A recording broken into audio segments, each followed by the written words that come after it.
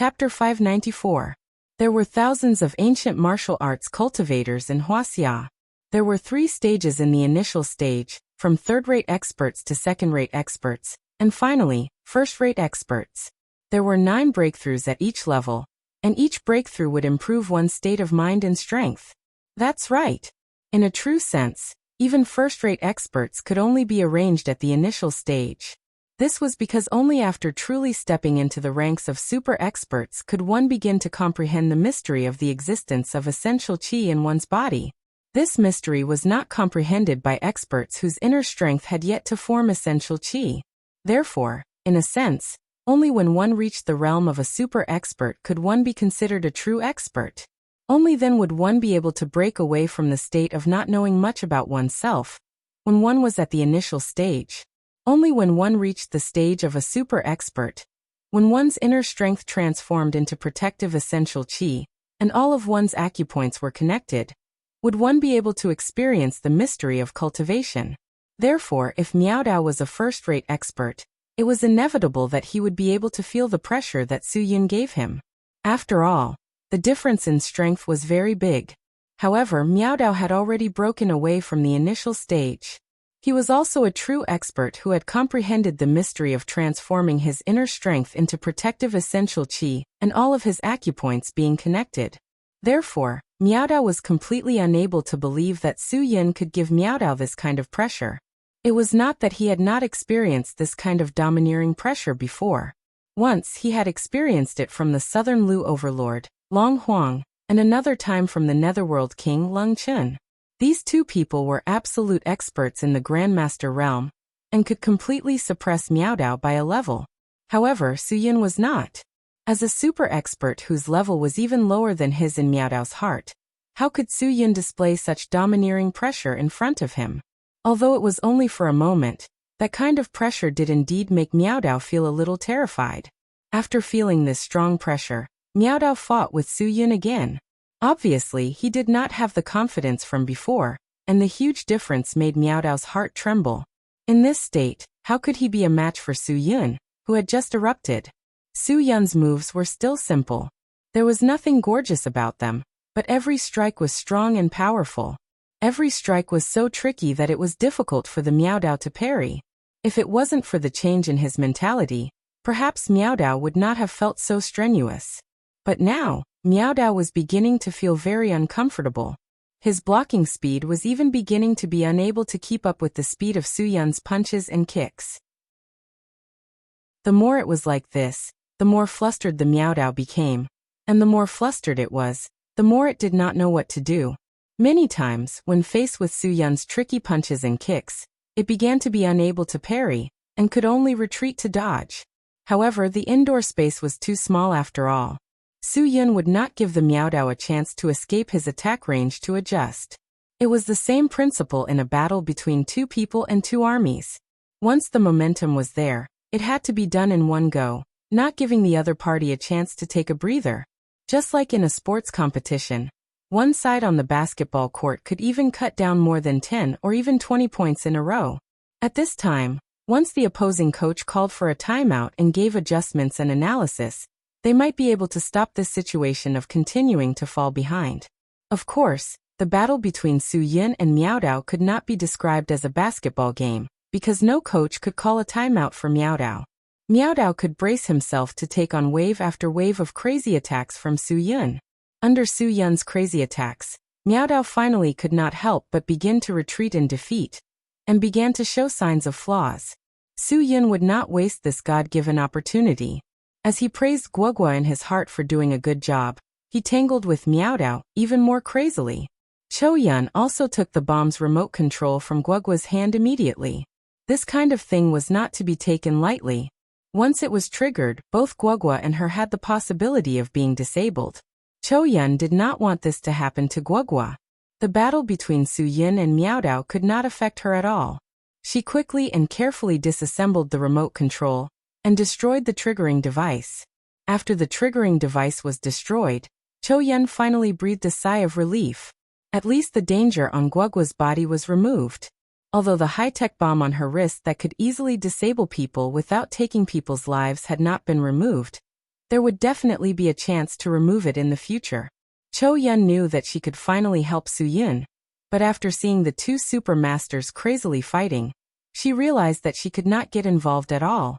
At this time, the lobby supervisor, who was huddled in the corner of the private room and scared silly, was holding his phone while trembling. He tried to take the opportunity to call the police, but Cho Yun kicked the phone out of his hand, and it fell to the ground, breaking into pieces.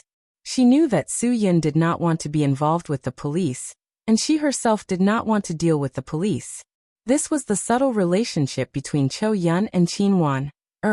In Wan Qingshuang's view, the two of them were a family.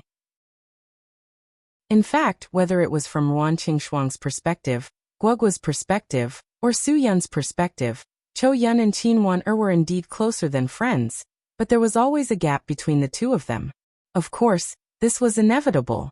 In the beginning, there was still a gap between Qin Wan and Su Yun, but after all, the relationship between men and women was easier to deal with than the relationship between women. So Su Yun and Qin Wan quickly got along, while Cho Yun needed a long time to get in touch with Qin Wan. But the two of them were still busy with their own things. Cho Yun put all her thoughts on Guogua, and Qin Wan also used work to numb herself and not think about Su Yun. So the two of them were not so close. They were still friends, but to say that they were a family was a bit of a stretch. You take Guogua and go first. Sister Shuang is waiting for you at home. Su Yun quickly threw the car key to Cho Yun when the Miaodao couldn't resist and retreated. He didn't want Guogua to see a bloody scene, and he didn't want Wan Qingshuang to be worried at home. Cho Yun received the key and quickly picked up Guogua and jumped down from the window on the third floor, leaving only one sentence. If you want to go, let's go together.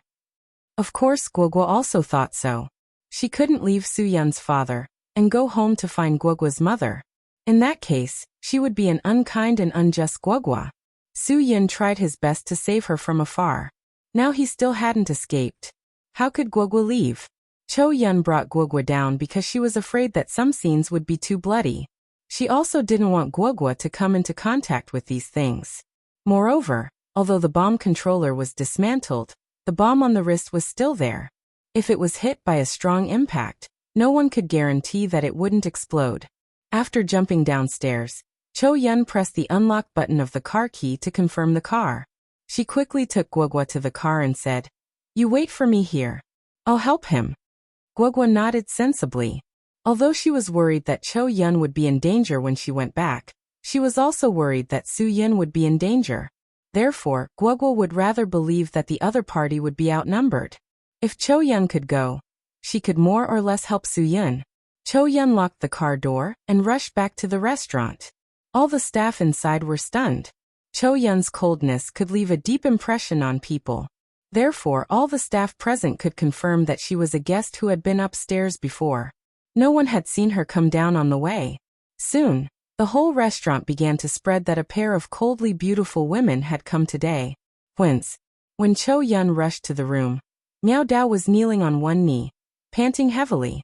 There was even a trace of dried blood at the corner of his mouth. It looked like he had suffered a great loss. It was obvious that his chest had been hit by Su Yun's fist.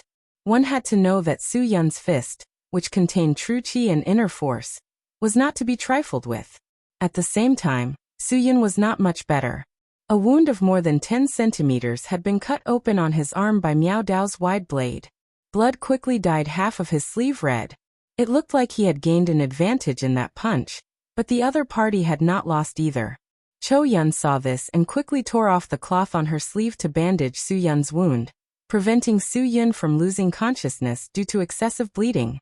"It's no use. There's poison on my blade. 2 hours, just 2 hours, and he'll be dead. Ha ha, cough, cough, cough." Miaodao was just about to laugh when he coughed a few times. At the same time, he spat out a mouthful of pus and blood. He did not dare to let himself move at all during the whole process. It seemed that the internal injury just now had seriously injured him. Cho Yun did not hesitate to step forward and pick up Miaodao's wide-faced short blade that had fallen to the ground. She ruthlessly slashed Miaodao's left shoulder. Miaodao could not help but cry out in pain from the tearing of his muscles. "Where's the antidote?" Cho Yun said coldly. I'll give you 3 seconds to consider. With that, Cho Yun stuck the short blade directly to Miao Dao's throat. 1. Without waiting for Cho Yun to say 2, Miao Dao spoke. In the left pocket of my clothes. Apply the powder in the red bottle externally. Take the pills in the black bottle orally. Cho Yun took out the pills and directly opened them. She first gave Miao Dao 1 pill, then applied the powder medicine on Miao Dao. Miao Dao did not have any intention of resisting during the whole process. Only then did Cho Yun feel relieved. She hurriedly gave Su Yun the pill and treated the wound. The wound was very deep. Even Cho Yun felt a faint heartache when she saw it. Don't worry about me for now. Kill him first. Su Yun pointed at Miao Dao and said, his chi will recover very quickly in secret. Don't give him a chance to escape. Miao Dao was shocked. This is Huaxia, a society ruled by law. You're breaking the law by killing people. And you just used my antidote. Don't tell me you're going to bite the hand that feeds you so soon? It's fine if you don't want to die. Answer my question. Su Yun did not wait for Miao Dao to agree. He asked him first. Why did Lingchen want you to come here to find them? What's the reason? What did Green Ghost say to him? Miao Dao shook his head. How would I know about the Netherworld King's affairs? I'm not the master of Netherworld King Island. I only ask about what's within my responsibility. I don't care about anything else. This is the Netherworld King's rule. I'm here to bring them back. There's no reason. If the Netherworld King wants me to do it, I'll do it. Su Yun stared at Miao Dao's eyes for a long time. His intuition told him that Miao Dao was not lying. He did not know what use Guogua had, but since the Netherworld King wanted him to capture them, he had to obey. It seemed that everything was related to Green Ghost. Then let me ask you again. Is Green Ghost still alive? Su Yun asked. Miao Dao shook his head. I don't know either. Although the last time I saw Green Ghost, he did return to Netherworld King Island with his last breath. But because of his mistake, Jin Shao of Swallow Gate died in your hands in Suong. The Netherworld King has already handed him over to Ghost Dr. Peng Juanda to deal with. I'm afraid only the Netherworld King and Ghost Doctor know if he's human or ghost now. Chapter 595. Su Yun sneered. Since you're so useless and can't give me any information, what's the use of keeping you alive? As he spoke, Su Yun said to Cho Yun, who had bandaged his wounds, kill him to prevent future trouble. You didn't give me any useful information, so what reason do I have to keep you alive? Just because you're ugly? Cho Yun didn't say anything and walked straight towards Miao Dao. With the violent fox venerable's cold temperament, and the fact that she was a man of her word, even if her strength hadn't broken through the realm of a super expert, she was still a well-known name in the underground world. Every time she took a step closer to Miao Dao's heart couldn't help but beat wildly. Seeing that Cho Yun was about to attack Miao Dao exclaimed, I have very useful information. Promise me, as long as you don't kill me, I'll tell you. I swear this information is definitely useful, and you must really want to know. Let me go, and I'll tell you. Su Yun shrugged helplessly. If you don't say it, how will we know if you're telling the truth or not? If what you say is still bullshit, why should I let you go? Seeing that Cho Yun was about to attack him, Miao Dao finally argued. Then I'll say it first. I promise you'll be surprised when you hear it. It's definitely meaningful information, and you'll definitely be grateful to me after I say it. As long as you promise me that you won't kill me if what I say is meaningful, I'll say it. Otherwise, you'll regret it if you kill me. Seeing that Cho Yun was about to attack, Su Yun stopped Cho Yun and said to Miao Dao, although I usually hate people who are greedy for life and afraid of death the most, but sometimes, I especially like people who are greedy for life and afraid of death. If my enemy is someone who is greedy for life and afraid of death, I'll be very happy. Haha, Miao Dao, no matter what, you're a super expert famous in the underground world. I really didn't expect you to be so afraid of death. Alright, I'll give you a chance. If you say something that I have to admit is important to me, I won't kill you. But if it's meaningless, I won't be merciful. I'm a man of my word. God is watching me. Miao Dao nodded vigorously. I believe that you are a man of your word. I'll tell you everything. After the wrist bomb controller is removed, the wrist bomb will receive a signal of destruction and will explode in 24 hours. If you don't want to be disabled, you only have 24 hours to deal with it. Wang, Suyun's mind was in a mess. Miao Dao's words had indeed shocked him. One had to know that both Guogua and Chou Yun had this thing. If this was true, wouldn't it be troublesome? Tell me how to get them to get that damn thing down. Suyun was a little angry. Hurting the people around him was something he couldn't tolerate the most. Miao Dao shook his head. If the remote controller was still there, you'd need to enter a 6-digit password to remove it, but now the controller has been destroyed. Then he would have to think of another way. We can only remove it by force. Suyun really wanted to kill Miao Dao right now to vent his anger, but he had promised that if Miao Dao's information really helped him, he wouldn't kill him again. Suyun had always been a man of his word. However, Chou Yun didn't care so much. She went forward and twisted Miao Dao's neck without hesitation. Miao Dao's eyes were still wide open even at the moment of his death. He was unwilling. Suyun was just about to say something when Chou Yun stopped him.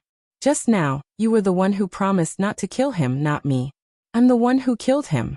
It has nothing to do with you. You didn't break your promise. What else could Suyun say to Chou Yun like this? He understood what Chou Yun was thinking now because this bastard had put this damn thing on her and Guogua. If they couldn't remove it now, it was very likely that Guogua would be in danger. Chou Yun was unwilling. It didn't matter if she lost an arm, but she really wasn't willing to let Guogua lose an arm too. Suyun could tell what Chou Yun was thinking and comforted her. Don't worry, there must be a way. We still have 24 hours. There's so much time, there's no need to rush. Trust me, I'll definitely have a way. Chou Yun was deeply grateful for Suyun's comfort, but she knew very well that comfort was just that. I won't let go even if there's only a glimmer of hope. Suyun said. There must be a way, but you mustn't give up. If you do, I'm afraid there won't be any other way. Guogua is in the car. You take her back first. I'll leave as soon as I deal with the scene. Chou Yun said. There's still their RV here. I can deal with it myself, and I'll meet you back as soon as possible. Remember, don't tell Guogua that the bomb on her wrist will explode in 24 hours. Suyun nodded. He knew that the reason was very simple. Sudden death wasn't terrible because people didn't know it would come before, but waiting for death was different. That kind of feeling of fear was very unpleasant. Chou Yun had a lot of considerations. The reason why she did this was for Guogua. Even if this matter wasn't solved, she didn't want Guogua to suffer for 24 hours. She wanted to spend it happily. They could talk about the rest later. After the division of labor was clear, Suyun went downstairs and quickly drove Guogua away. Guogua was very sensible. She didn't ask where Chou Yun went. She just sat beside Suyun happily and said, Dad, I knew you would come to protect me. Hee hee, you are my Superman. As long as I need you and think of you, you will immediately come to my side. It seems that the school teachers are very good. They taught my Guogua to speak so well. Suyun smiled and said, Let's go home first. Chou Yun will be there later. Mom made a lot of delicious food for you. Don't worry, you will be very happy to see it. Guogua heard and drooled. The food in the school cafeteria can't be compared with the food at home. I'm dying of hunger. Dad, I want to eat pork trotters with rock sugar. Do you have this dish? Of course you have it. Haha, Mom knows me best. But you and Mom haven't seen each other for a long time. Didn't you do some things that only adult men and women do when I wasn't at home? You were embarrassed when I was by your side in the past. What's there to be embarrassed about now? Suyun liked Guogua in this state. She was carefree and spoke without thinking, without scheming at all. He didn't want Guogua to live in that kind of dangerous situation in the future. Her mind would be filled with nervous things and she wouldn't be able to joke and play without worries. At this moment, Chou Yun was throwing Miao Dao and the others into the RV. Then, she drove in the opposite direction of Suyun and the others. Everything was settled. The return journey always felt so pleasant and fast. When Suyun brought Guogua home, he was more or less shocked by the luxury cars parked all over the roadside. Were they going to have a car show at home? The noise in the villa made Suyun a little speechless. When he brought Guogua into the room, He realized that Bufifin had brought his friends to the house for a gathering again. The whole room was filled with smoke and alcohol. The delicacies that Ruan Qingshuang and Su Yin had painstakingly prepared in the kitchen were all eaten by these guys. At this moment, Ruan Qingshuang didn't know whether to laugh or cry. When she saw Su Yin bring Guogua back, the haze in her heart was instantly swept away. Seeing Su Yin bring Guogua in, Bufifin didn't say anything. Instead, he was still lying comfortably on the sofa, eating, drinking, and fooling around with his friends. It was unknown if he was going to treat Su Yin as heir. Although Bufifin didn't say anything, the guys who came last time were quite polite. They greeted Su Yin, but when they saw Su Yin's expression, they didn't dare to provoke him again. If it was any other day, Su Yin would have tolerated it. After all, Bufifin was still a child. However, he really had something urgent today. If he couldn't deal with the smart bomb on Guogua's wrist in 24 hours, Guogua's arm would be gone. Su Yin directly turned off the sound system on the wall and ceiling. The whole room instantly became much quieter. The men and women who were chatting and being intimate all focused their attention on Su Yin. Bufifin's expression was more or less unhappy. He hated it when people interrupted his music. Su Yin, what do you mean by this? Bufifin said coldly. Did we offend you or provoke you? I'll give you 10 minutes. All of you get out of here. Su Yin said bluntly. I don't have time to talk nonsense with each of you. If you don't leave after 10 minutes, I'll personally make you leave. Su Yin's domineering aura caused everyone present to feel an enormous pressure in their hearts. As soon as Su Yin's words fell, some people began to prepare to leave. No one wanted to offend such a person who seemed to be untouchable. Are you crazy? Bufifin couldn't tolerate Su Yin treating his friends like this. Don't tell me you think this is your home? Let me tell you, even if Aunt Yi isn't here, this house is still mine. What right do you have to control who I want to bring to my house to play? If Yi Fala hadn't begged me again and again, do you really think I'd be so free as to be your guardian? Su Yin didn't have his usual patience. He looked around again and spat out one word. Get out! Bufifin's face was directly thrown to the ground by Su Yin. Bufifin couldn't accept this at all. He was so angry that he lost his mind. He stood up and glared at Su Yin. Su Yin didn't say a word from beginning to end. Bufifin's friends left obediently. You ate all my delicious food? Guogua looked at the kitchen in disappointment. She pointed at Bufifin and said, You made all these for me today, but you actually gave them all. Don't let me see you again next time. After saying that, she leaned into Ruan Qingshuang's arms and asked who Bufifin was and why he did this. Ruan Qingshuang also learned some things from Su Yin and Xingkai Hotel. She explained a little to Guogua, then asked Guogua what she wanted to eat. She immediately went to cook for her. Su Yin, you're really good. You directly brought your family to live in my house. Bufifin sneered and said, Aunt Yi found me a guardian, not someone who came to make trouble for me. Do you understand? Su Yin didn't have time to explain to him now. I promised Yi Fala that I would be responsible for her. You'd better think about it clearly. Also, don't mess with me today. I don't have time to talk nonsense with you. And I don't have time to waste with you. Go back to your room right now. Don't make me really angry. So what if you're angry? Bufifin provoked Su Yin's last anger. Su Yin pointed at the hard marble table in front of Bufifin and said indifferently, I don't know which is harder, your stomach or this stone? After saying that, Su Yin's finger directly penetrated the marble table, leaving a hole. Seeing this, Bufifin's 8-pack couldn't help but tremble. Was this a human finger? Even an electric drill couldn't be this fast, right? Chapter 596. Bufifin smacked his lips and didn't say anything else. He obediently shut up and returned to his room. However, from his expression, he definitely wasn't hostile toward Su Yin. Instead, he seemed to be somewhat respectful. Unfortunately, Su Yin wasn't in the mood to observe or care about Bufifin's feelings. He only hoped that he could use the fastest method to remove the thing on Guogua's wrist. Su Yin, no matter what, he's only a 13-year-old child. Why are you so angry? Ruan Qingshuang said, Children will definitely make mistakes sometimes. If you educate them well, they'll definitely change. In the future, you should also be more patient. Don't yell at him regardless of the occasion. After all, you have so many friends. Boys all want to save face. Soo-Yun shrugged his shoulders. I didn't expect you to be so patient with a child like this. I'm not going to spoil that kid's bad habits. In the future, if he brings someone home to do something crazy, I'll directly kick him out. If I don't show them my power, they'll really think I'm a sick cat. You worked so hard to make so much food, but it all went into those bastard stomachs. How can I not be anxious? No matter who ate it, it's fine as long as it's all eaten. It's not shameful if it's not wasted or thrown away. Wan Qingshuang comforted Soo-Yun. Then tell me what you want to eat. I'll make it for you. Right, Guogua? Don't you think so? When we have good food, of course, we have to share it with other friends. Guogua was also generous. Yes, sharing is a must. I just hope that he'll be more polite in the future.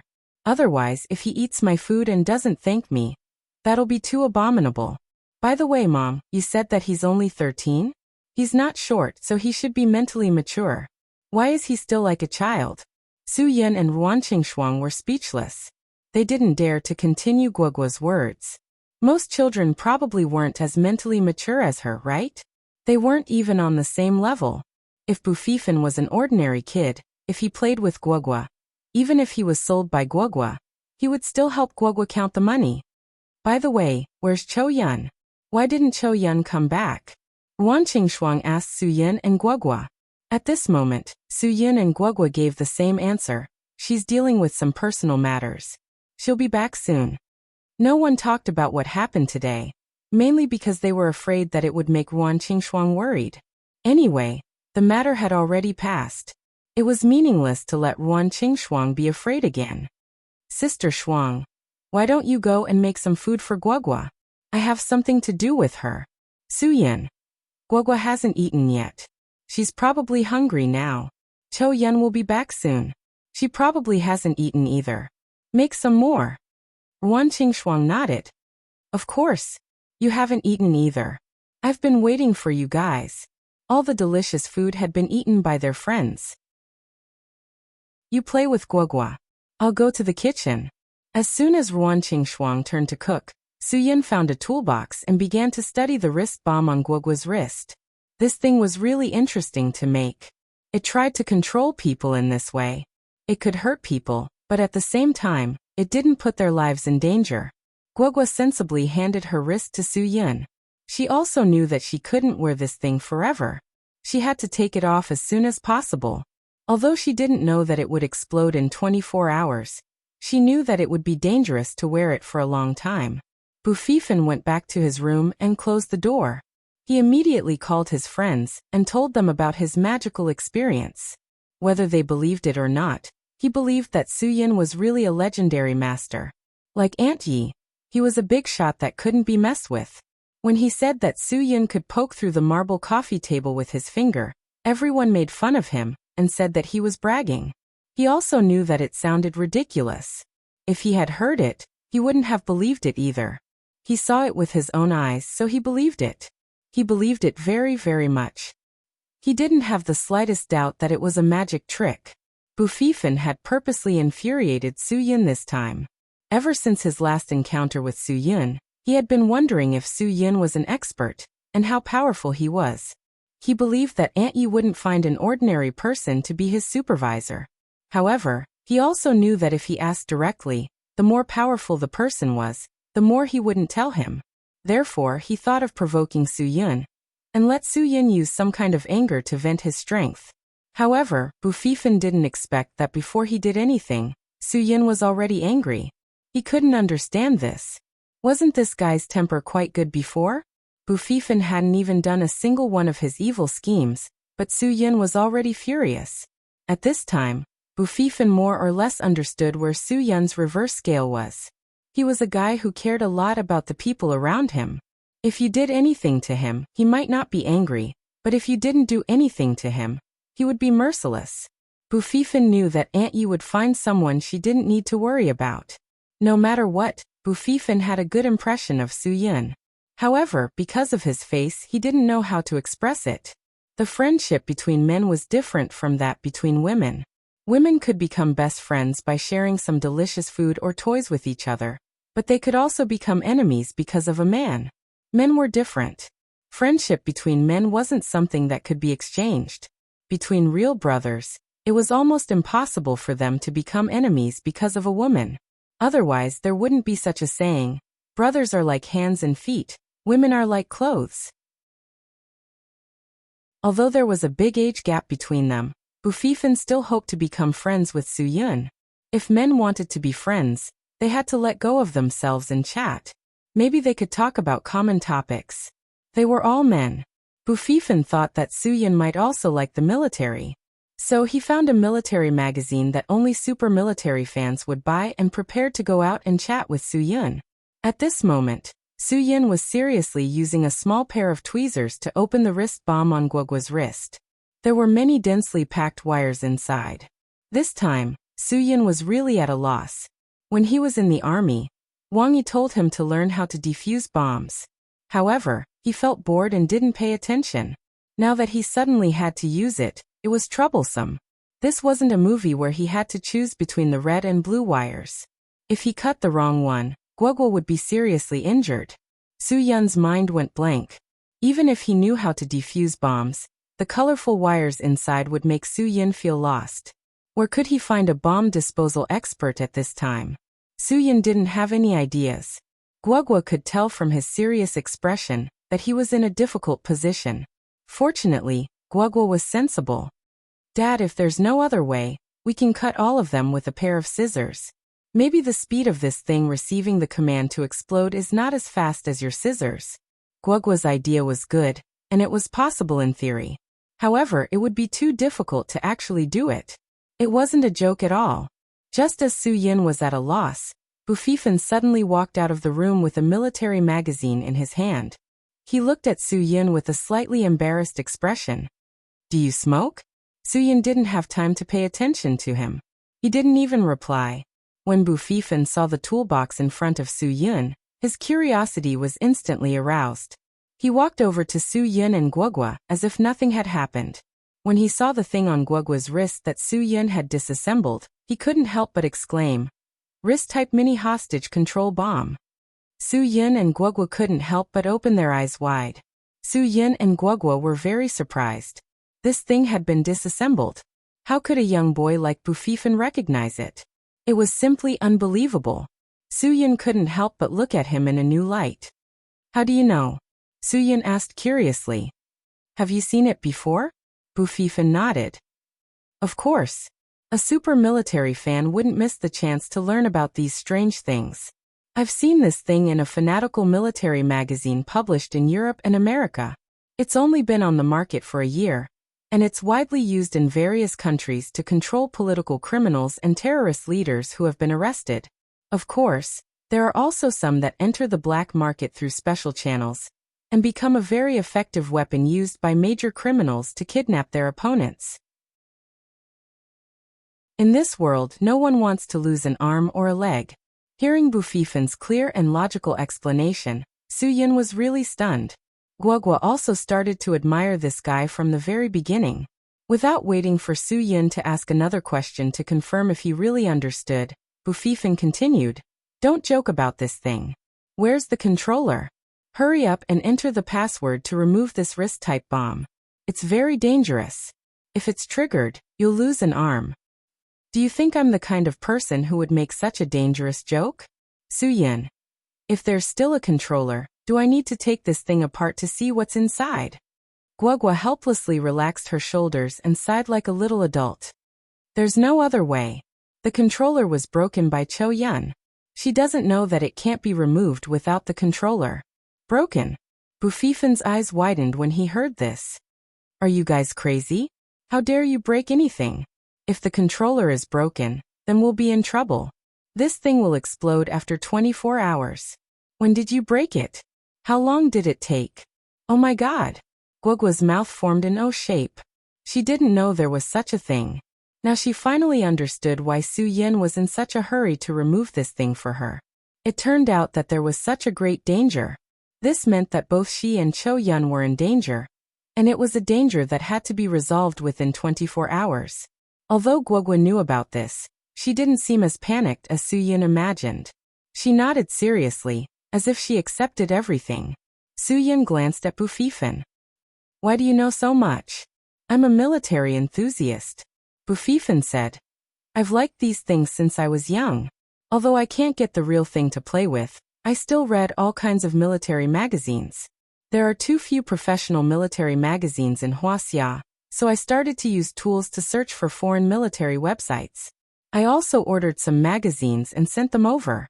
It's just that I have to wait for a long time, and can't be the first to read the latest professional military magazines." Chapter 597. Su Yun didn't say anything else after he spoke. He knew that his problem was too difficult, and Bufifan couldn't possibly have a solution. However, to Su Yun's surprise, after he turned around, Bufifan gave him a completely opposite answer. "If you believe me, I'm willing to give it a try. I'll ask my master first. Maybe he has a solution," Bufifan said. Seeing Su Yun and Guogua's surprised expressions, he explained, "It won't take too long. Although my master isn't that old, he's definitely an expert in military weapons research. Not to mention this, he's even personally dealt with the most dangerous biological weapons. He's the most popular military genius in Europe and America right now." Su Yun's eyes widened. He couldn't help but ask, "You're not saying that Kevin Matthew is your master, are you?" Bufifan's eyes widened. "How did you know?" "I've never told anyone. This is a secret between me and my master. My master told me not to tell anyone." How did you know? How did you know that Kevin Matthew is my master?" "Oh my God." Su Yun almost fainted. What kind of international joke was this? Kevin Matthew was a world-famous military genius. Everyone knew this. Moreover, this guy was young and promising. Before he was 20 years old, he had published a paper on how he could use a certain element to increase the power of biological weapons. At that time, this paper had completely shocked the entire world. All kinds of experts began to criticize his arrogance and whimsical thinking. In the end, his paper was approved by the World Biological Weapons Association's Research Committee. Experiments proved that he was right. With just this paper, this Chinese and American mixed-blood guy, Kevin Matthew, became a weirdo in the world's military world. The weirdo here wasn't the kind of stupid internet slang that people would find unbelievable. It was the real weirdo. Weirdo originally meant strange and beautiful flowers. It was often used to describe precious and strange things or very outstanding things. It referred to rare and special things that were very beautiful and outstanding. Many countries offered him amazing benefits and invited him, but he rejected them all without hesitation. The United States valued human rights, so they didn't force him to do anything. They even arranged for the FBI agents to protect him so that the agents of other countries couldn't hurt or threaten him. Therefore, Kevin Matthew lived a very comfortable life. If he really wanted to know the salary offered to him by each country, then to put it bluntly, the country that offered him the lowest annual salary offered him more than the top 10 Navy stars in the US combined. This was the condition for the lowest annual salary. For example, rich countries like Huaxia's annual salary was more than 3 times more than the lowest annual salary. No matter what era, no matter what century, as long as it was on this planet, the most precious thing would always be talent. Su Yun was the captain and instructor of the Dragon Brigade's Dragon Fury team. Naturally, he had heard that the country wanted to invite Kevin Matthew. After all, his father was from Huaxia and he was a descendant of Huaxia. However, his father was killed in the pursuit for violating international espionage laws. He was raised by his mother in the United States, so he lived in the United States. Back then, Huaxia did intend to pull such a talent into the Dragon Brigade's Special Weapons Research Department. Unfortunately, he rejected everyone's good intentions. He said that ever since he found out the cause of his father's death, he swore that he would never be used by any country. He only wanted to live a free life. "Are you kidding me?" Su Yun said helplessly. "Do you think I don't know what kind of person Kevin Matthew is? He's your master? Where did you meet him? Do you know where he lives?" Bufifan was provoked by Su Yun, and also became excited. "Of course I know. He lives in Los Angeles, the City of Angels in the west coast of the United States. Do you think I'm joking? Let me tell you, my master and I are fated to meet.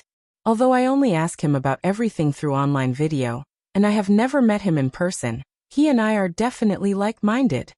Su-yin was unable to calm himself down for a long time. This brat had given him too much of a shock, right? He had the urge to choose to believe him. If you don't believe me, there's nothing I can do. I'm just being kind. Bufifan said. Su-yin, you can't just watch such a cute little girl suffer the pain of losing an arm, right? I believe you, but you have to prove to me that Kevin Matthew is really your master. Su-yin. Although he trusted Bufifan, he had to be cautious. I can only rest assured if I see with my own eyes that the person you're talking to is Kevin Matthew. Although Guogua isn't my biological daughter, I've always treated her like one. You should understand how I feel. Just like how you want to see with your own eyes what I can do. Bufifan was stunned. It turned out that his intention to provoke Su-yin and make him show some strength had been seen through by Su-yin. Otherwise, Su-yin wouldn't have pierced the thick marble table with his finger. It was very expensive to poke a hole in such an expensive coffee table. It was still the old saying. What you hear is false, but seeing is believing. He had to see it with his own eyes to be completely relieved. I understand.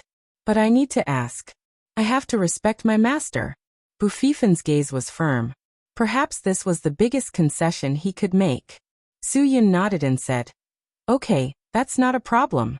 Of course, you have to respect him. If he doesn't want to, I'll think of other ways. Bufifan immediately ran upstairs to contact Kevin Matthew. Su-yin also went upstairs with Kyokuo. As long as Kevin Matthew agreed, he would bring Kyokuo in as soon as possible. At this time, Ruan Qingshuang came out with the pork trotters she had just made. Seeing that the two of them had no intention of eating and were running upstairs, she was puzzled. What time is it? Hurry up and get ready to eat. Otherwise you'll feel unwell from hunger. However, Su-yin and Kyokuo weren't in the mood to eat. They couldn't care less about the temptation of the pork trotters, and hurried to Bufifan's door. Bufifan closed the door, and connected to Kevin Matthew's online video call. However, there was no response. Thinking about it, based on Huaxia's current time, it should be around 6 in the morning in California. As a technical geek like Kevin Matthew, he probably wouldn't wake up before 10. As a last resort, Bufifan dialed Kevin Matthew's number. When the call connected, a sleepy voice asked in English, "What time is it now? What's so urgent that you have to call now?" "Master, it's really an urgent matter," Bufifan said. "My sister's wrist was locked by someone with a wrist bomb. Now the controller has been destroyed. If it can't be removed within 24 hours, how can it be safely removed by force? There are so many wires in it that I can't understand at all." Kevin Matthews' voice seemed to be much more awake. "You're quite capable. You can remove the shell of the wrist bomb? Who did your sister offend to have this kind of thing put on her? The price of a wrist bomb isn't cheap. Master, I'm really anxious. I hope you can help me. Help me see what I should do." Bufifan said, "Can I let her in?" Kevin Matthew thought for a moment. "Okay, then turn on the video call. I'm going to get up. Right, if you really want to save your sister, I'll give you a piece of advice. Don't solve the problem yourself. I'm afraid you won't be able to withstand such a huge pressure. Wouldn't it be troublesome if your hand trembles?" Bufifan was stunned for a moment. Then he asked tentatively, "Then other than my sister, can I let her godfather in?" "Yes. I knew that the shell of the wrist bomb wasn't removed by you. Even if your sister's godfather isn't a bomb disposal expert, he must have some knowledge of bomb disposal to be able to do it." Kevin Matthew answered very straightforwardly. "Then I'll get up immediately. Hopefully that damn wrist bomb can last a few minutes before exploding." "Okay." Bufifan nodded quickly. Then he threw the phone aside and turned on the video call. Then he opened the door and gestured for Su-yin and Kyokuo to come in. When Su-yin got the other party's permission, he immediately went downstairs to get all the tools. Ruan Qingshuang, who went to the kitchen to prepare other delicacies, was still in the dark and didn't know what was going on. About 5 minutes later, Kevin Matthew, who was still holding a toothbrush in his mouth, appeared in front of the video call. Although Su Yun was prepared for everything, he was still shocked and gasped. It really was Kevin Matthew. This genius, who was hard to find in many countries, actually had such a close relationship with Bufifan. He didn't expect it at all. Bufifan saw that Su Yun was shocked. He said proudly, "How is it? I told you that my master is Kevin Matthew. You didn't believe me." Ahem. Kevin Matthew coughed softly. "Didn't I tell you many times to keep a low profile? You don't really want the FBI agents to invite you to the White House to talk to the president, do you? When the time comes, don't ask me to help you deal with and solve the problem. I only settle personal matters, not any national issues." "Master, I didn't say it." "He guessed it." "I'm curious how he knew," Bufifan said. Su Yun was speechless. How could that be called guessing? He just said it casually. He didn't even believe it. It was just an example. Because Kevin Matthew was the most famous genius in the weapons industry, he mentioned him. If he wasn't so famous, Su Yun wouldn't have mentioned him. "That means your godfather is a genius," Kevin Matthew said helplessly. He basically knew the reason. "He's not my godfather. He's her godfather." Bufifan pointed at Guagua. Kevin Matthew was confused. "Didn't you say she's your sister? Your sister's godfather, isn't he your godfather? Little Boo, don't tell me you don't even know the most basic seniority. Okay, let's not waste our breath. Let me see what's going on." Su Yun thanked him gratefully. Then he put the wrist bomb on Guagua's wrist in front of the camera. Kevin Matthew, who was far away on the other side of the ocean, didn't waste any time. He immediately began to study it. Because he couldn't see it directly but through a video, he was very careful. After each observation, he would type something into the computer and study the results. In this way, more than half an hour passed. Su Yun and Bufifan were so anxious that sweat appeared on their foreheads. Only then did Kevin Matthew let out a heavy sigh of relief and leaned heavily behind the chair.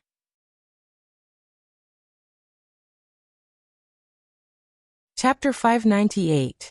Everyone's eyes were focused on the screen, watching this young weapons expert. His every move affected everyone's hearts, especially Su Yun's. Kevin Matthew seemed to know who was the backbone of the people on the other side of the screen. His eyes quickly locked onto Su Yun's gaze. Su Yun didn't avoid it. Su Yun had no doubts about this genius in the weapons industry. He used his gaze to convey his sincerity, hoping that the other party could understand his urgent feelings at this moment. Qiuqiu was his own daughter. She was Ruan Qingshuang's sweetheart. She was the little princess that Chou Yun would protect with her life. She was Qin Wan'er's little treasure that she couldn't bear to part with. She was Tang Juba's sworn sister. If he, as her godfather, couldn't even protect his own daughter, how could he face them? Therefore, no matter what, Su Yun would save Qiuqiu. Even if he had to use everything he had, he couldn't let anything happen to Qiuqiu. Su Yun had even prepared for the worst. If no one could help him, he would go beg that person. Even if that person wanted him to use his arm to make a deal, it wouldn't be a problem. Fortunately, Su Yun brought Qiuqiu and the others to Xinjiang this time, and became Bufifan's representative by accident. This ignorant, sloppy, and cynical brat actually had such a close relationship with the world-famous Kevin Matthew by accident. Everything seemed to be destined. Qiuqiu was destined to not be able to escape this disaster, and the people around her were destined to help her solve this crisis. Finally, Kevin Matthew said to Su Yun, "I need someone with a big heart to do things according to my instructions. I need someone who is decisive and not indecisive. If you can, pick up the scissors in your hand now, and follow my instructions." Su Yun nodded and picked up the scissors in the toolbox. "Don't worry, I will definitely follow your instructions without any hesitation. I'm ready to start at any time." Very good. Kevin Matthew was very satisfied with Su Yun's answer. He needed such a determined person to complete this task. "I'll give you a rough idea first. You have to be mentally prepared. There are 15 wires in this wrist bomb, 5 different colors. You have to cut them in the order I tell you, and you have to be very fast. Once you cut the first wire, you can't cut the next wire for more than 2 seconds. The speed of my speech might take up 1 second, so I need you to finish it within 1 second after you hear my order. You have to cut 15 wires in a row to eliminate the possibility of the wrist bomb exploding. Once the possibility of the explosion is eliminated, you can take this thing off at will.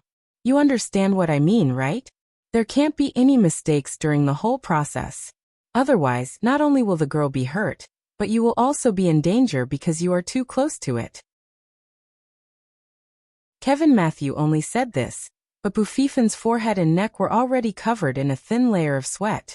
After all, he was not old enough to bear such a huge pressure. Without a certain level of determination, he would not be able to bear such a strong pressure. After hearing this, it was impossible for anyone not to be nervous. However, Su Yun, who was used to all kinds of dangerous situations, did not show it at all. He just nodded quietly and said, "No problem." What kind of confidence and momentum was this? Kevin Matthew could not help but admire Su Yun a little more. He knew that this kind of person was a person who could achieve great things.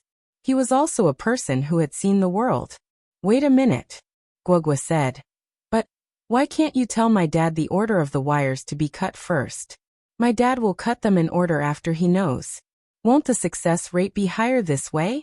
What do you think?" Bouffifin raised his eyebrows. Yes, why didn't they think of such a simple reason? They were not as clear-headed as a 6 or 7-year-old girl. How embarrassing. "Yes, master. Won't our success rate be higher this way? It'll be safer. Remember the order first, then finish it in one go." Kevin Matthew smiled but did not say anything. Su Yun said lightly, "If that's possible, I believe Kevin will think of it. Since he said that he wants to do it, there must be a reason for it. Don't add to the trouble. Go guard the door, and don't let anyone in to disturb us. I like to work with smart people." Kevin Matthew smiled slightly. "That's right. I only know that I have to cut the longest and thickest white wire first. Then, according to the cut section of the wire, I have to determine what to cut next. Hee, actually, I prefer people from Huaxia to call me Matthew." Su Yun could see that Kevin Matthew was friendly and said sincerely, "Matthew, my name is Su Yun. I should be a few years older than you. If you don't mind, I'll call you brother." "Of course not," Kevin Matthew said. Then he sat in front of the computer and carefully stared at the wires in the wrist bomb. "Then let's start now." Su Yun took a deep breath and calmed himself down. Guogua smiled at Su Yun sensibly, giving Su Yun confidence with her trust. Bouffifin obediently went to guard the door. Although there were no outsiders in the house, if Wan Qingshuang suddenly knocked on the door and made Su Yun hesitate, it could bring danger to Guogua. Seeing that Su Yun was ready, Kevin Matthew signaled, "The thickest white wire on the far left. When you're ready, just cut it short. I'm ready to give you a hint." Su Yun nodded. He resolutely picked up the scissors in his hand and cut the white wire without hesitation. Almost at the same time as Su Yun cut the wire, Kevin Matthew had already blurted out, "The second yellow wire on the left." Su Yun's scissors danced in the air and quickly cut the second yellow wire on the left. Kevin Matthew still yelled out immediately, "The first green wire on the left." Su Yun didn't stop and quickly caught up with Kevin Matthew's rhythm. Although it was the first time the two worked together, they were very skilled. Su Yun's speed was definitely much faster than the average person's. Kevin Matthew couldn't help but be a little surprised. The two of them, one reading and the other cutting, cooperated seamlessly. In 26 seconds, Kevin Matthew and Su Yun got rid of the damn thing on Guogua's wrist. Phew, done. Now this thing won't explode again. You can take it off and throw it away, or keep it as a souvenir. Kevin Matthew smiled. He admired Su Yun very much. From beginning to end, there wasn't even a drop of sweat on his forehead. "Brother Yun, it's nice to meet you." Su Yun exerted strength in his fingers, and directly broke the wrist-shaped bomb on Guogua's wrist, and threw it aside. Hearing Kevin Matthew's words, Su Yun was stunned for a moment. "It's nice to meet you too, Brother Matthew. Thank you very much for this matter. I'll definitely remember this kindness. If you need anything in the future, just say the word and Su Yun will go through water and tread on fire for you." Kevin Matthew smiled slightly. "Brother Yun, let me make it clear first. I definitely didn't make friends with you to make use of you. I just feel that you're right for me. But in the future, Maybe I really do need your help with something. No problem. Su-yin. He had heard some things about Kevin Matthew. He didn't participate in any country's affairs now because he still couldn't figure out which country's agents killed his father. He didn't work for any country because he didn't want to have the possibility of helping his enemy. Now that Kevin Matthew had opened his mouth, maybe he wanted to let Su-yin help him with something if there was a chance in the future. I'm a person who can't hide anything. Kevin Matthew said. I can see that, Brother Yin. You're definitely not an ordinary person. I've seen many FBI agents. Your determination and calmness are even above many of them. If I'm not wrong, you're a person who has seen the world and experienced big events. Faintly, I have a feeling that our intersection is definitely not just this time. Su-yin was stunned. Kevin Matthews' father could be said to be a very famous spy in the world. Of course, his identity was only revealed after his death. Su-yin had never seen this legendary spy before, but he had indeed interacted with some of the most famous spies in the world. But their identities were fake. Even if Su-yin had contact with Kevin Matthews' father, he probably wouldn't remember it himself. After all, with today's technology, human skin masks were quite mature. As a super professional spy who traveled around more than a dozen countries, Kevin Matthews' father had more than a dozen faces. Perhaps even Kevin Matthew himself might not recognize his father's appearance. Of course, these things were in the past. Even if something happened in the future, it would be another story. Kevin Matthew hadn't given up on the investigation of his father's death, but he had been struggling to find any clues. He didn't know why, but when Kevin Matthew saw Su-yin, he had an inexplicable impulse. From Su-yin's concentration and skills, Kevin Matthew could conclude that Su-yin was definitely not an ordinary person. Of course, he also knew that Su-yin might be an underworld master, but the temperament of an underworld master was absolutely different from Su-yin's. Su-yin's domineering aura didn't have the slightest trace of bandit intent. It was because of Su-yin's aura that Kevin Matthew dared to conclude that Su-yin shouldn't be someone from the underworld. For an expert like Su-yin, if he wasn't from the underworld, he must have an inseparable relationship with the special department. Therefore, Kevin Matthew vaguely felt that Su-yin might be of help to him in his investigation of his father's death. But this wasn't the reason why Kevin Matthew wanted to make friends with Su-yin. He wanted to make friends with Su-yin because he valued Su-yin's calmness in handling matters. He really rarely met such a person.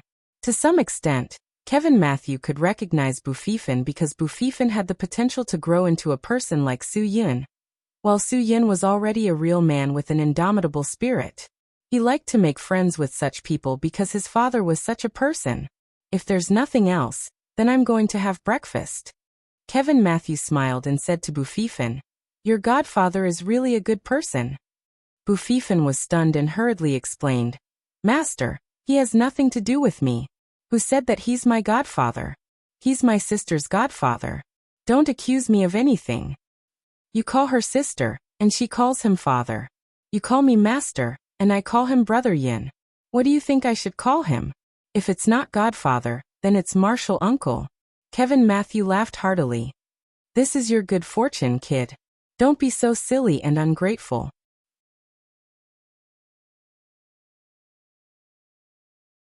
Chapter 599. Guogua didn't agree to let Kevin Matthew leave.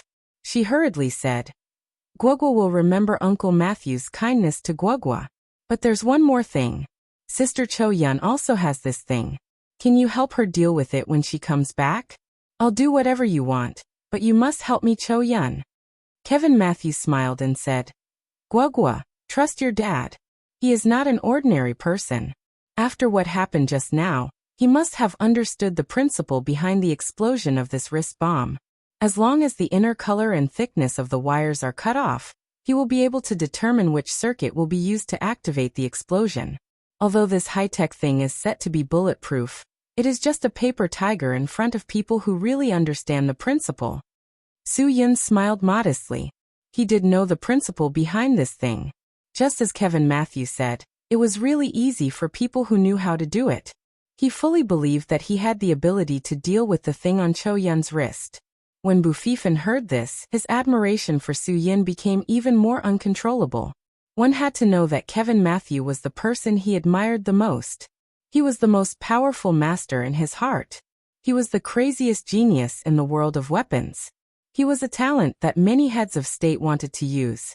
Kevin Matthew gave Su Yun such a high evaluation. For Bu Fifan, only a super incredible person could possibly receive such high praise from his master.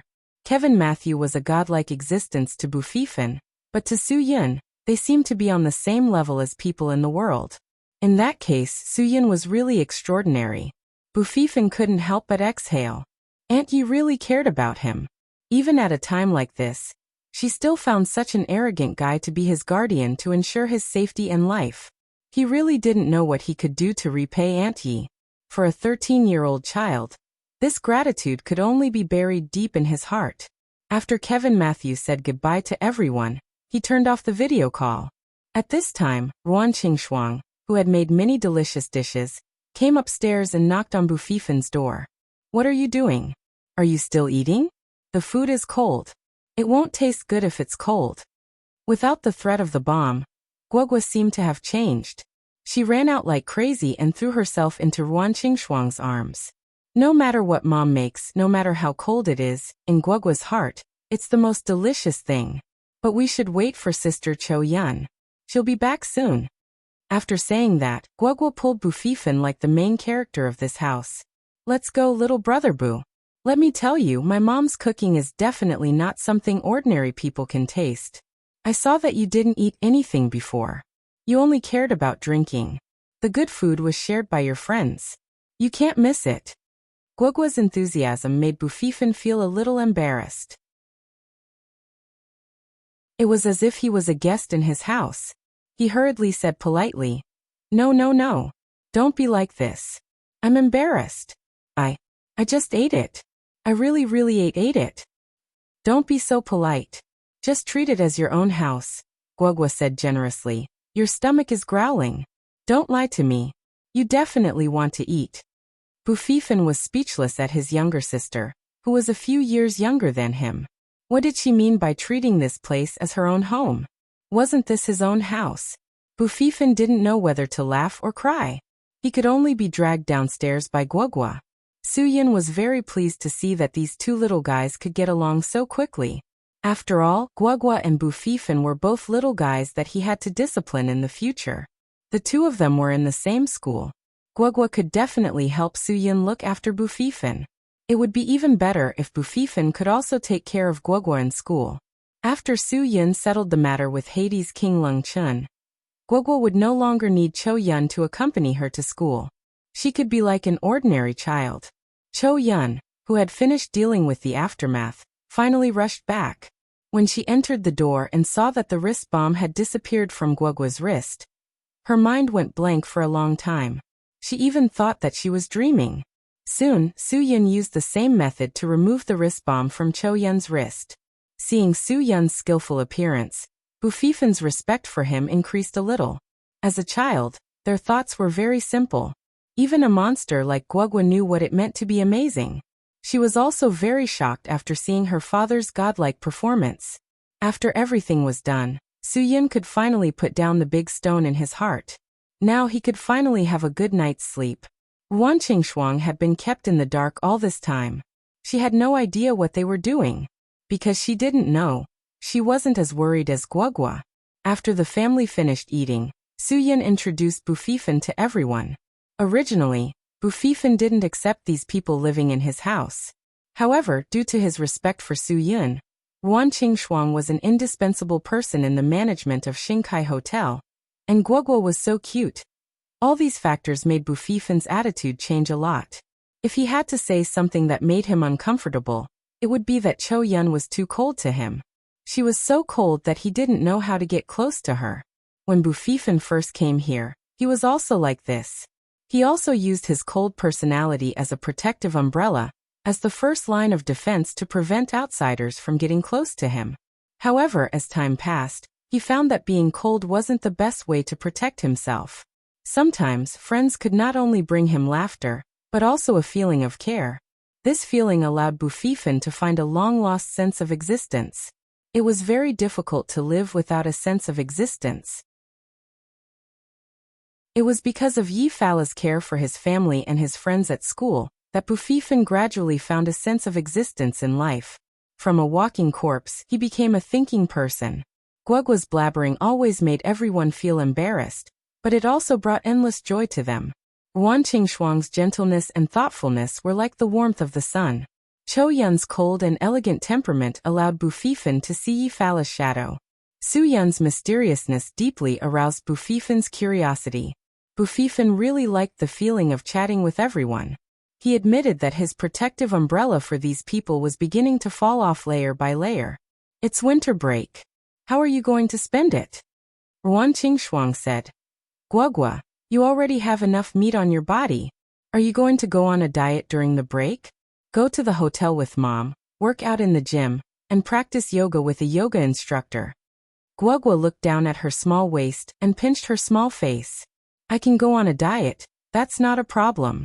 But what if it affects the development of my breasts in the future?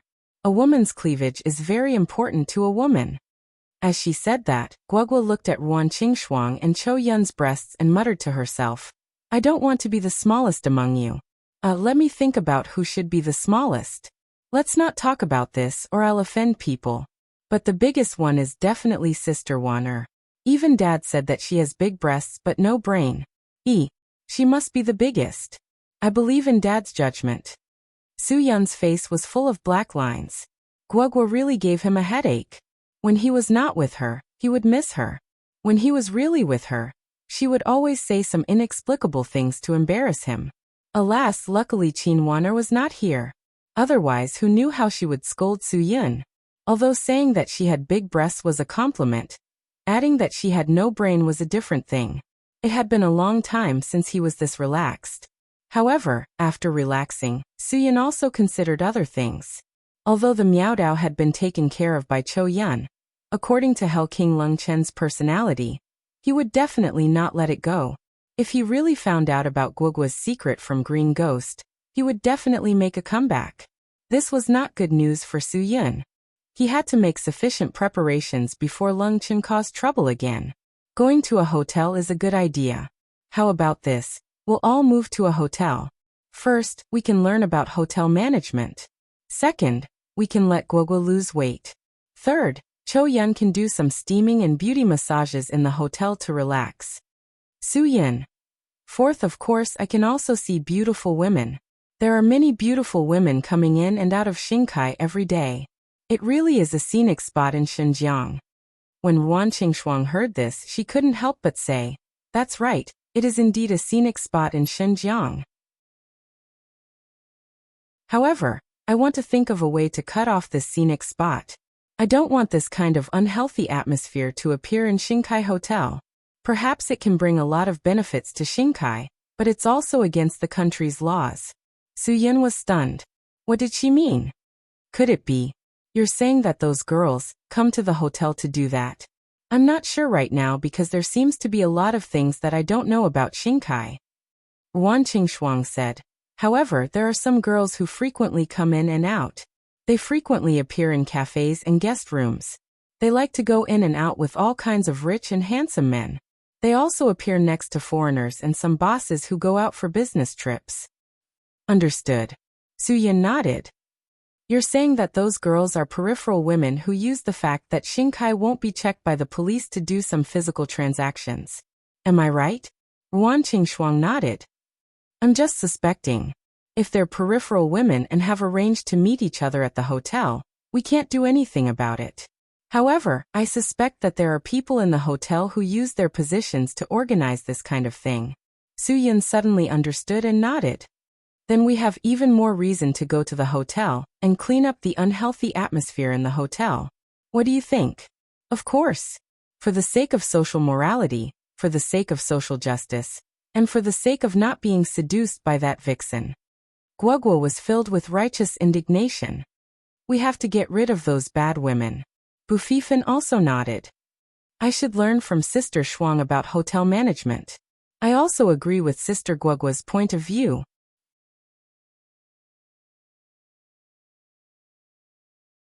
Chapter 600. Because of Bufifan's childhood experience, he liked to pretend to be mature in front of others. Ruan Qingshuang's words made Bufifan stand there and stare at her for a while. Finally, he gathered his courage and called out to Ruan Qingshuang. Aunt Shuang. Ruan Qingshuang was the second person Bufifan called out to. The first was Yifala.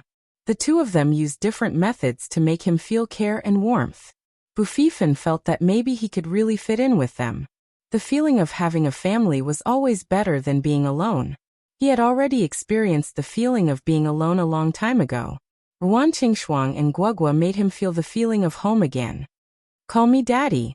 Su Yun joked proudly at Bufifan. Bufifan's expression changed. If it wasn't for Su Yun, he would have already turned hostile. He had almost beaten a classmate who joked with him in school to death. In Bufifan's dictionary, this kind of joke was not allowed. Perhaps the word daddy was a taboo word in his dictionary. Perhaps Su Yun saw Bufifan's ugly expression, so he didn't continue to tease him. Although Bufifan was still a child, his pride was at its peak. Some jokes should be stopped when they went too far. If he really angered a child at this age, it would be very difficult to coax him. Guogua didn't think so. She saw the struggle in Bufifan's heart, but she looked at the problem from the perspective of a little girl. Guogua smiled and held Bufifan's arm. Little brother Boo, from now on, my mommy will be your mommy, my daddy will be your daddy, and you will be my big brother. Although I don't know why you feel conflicted, I am sure that you have a past that you don't want to talk about. Bufifan was very fond of this little sister. He smiled at Guogua in a friendly manner. Guogua, you didn't experience what happened to me, so you can't understand my heart. I am a child who lost my parents when I was young, and had to scavenge on the streets. The humiliation I suffered is something you can't imagine. I'm sorry, I shouldn't have said this. I'm going back to my room. The inhumane treatment that Bufifan had endured in his small body was heart-wrenching. Those who lived with their parents would never be able to understand the pain in his heart. Ruan Qingshuang couldn't hold back her tears. How could a soft-hearted person like her bear a child's childhood? Wait a minute, Guogua said sternly. Are you really going to leave like this? Do you think you're the only pitiful person in the world? I'm the same as you. I don't even know what my parents looked like before they left me.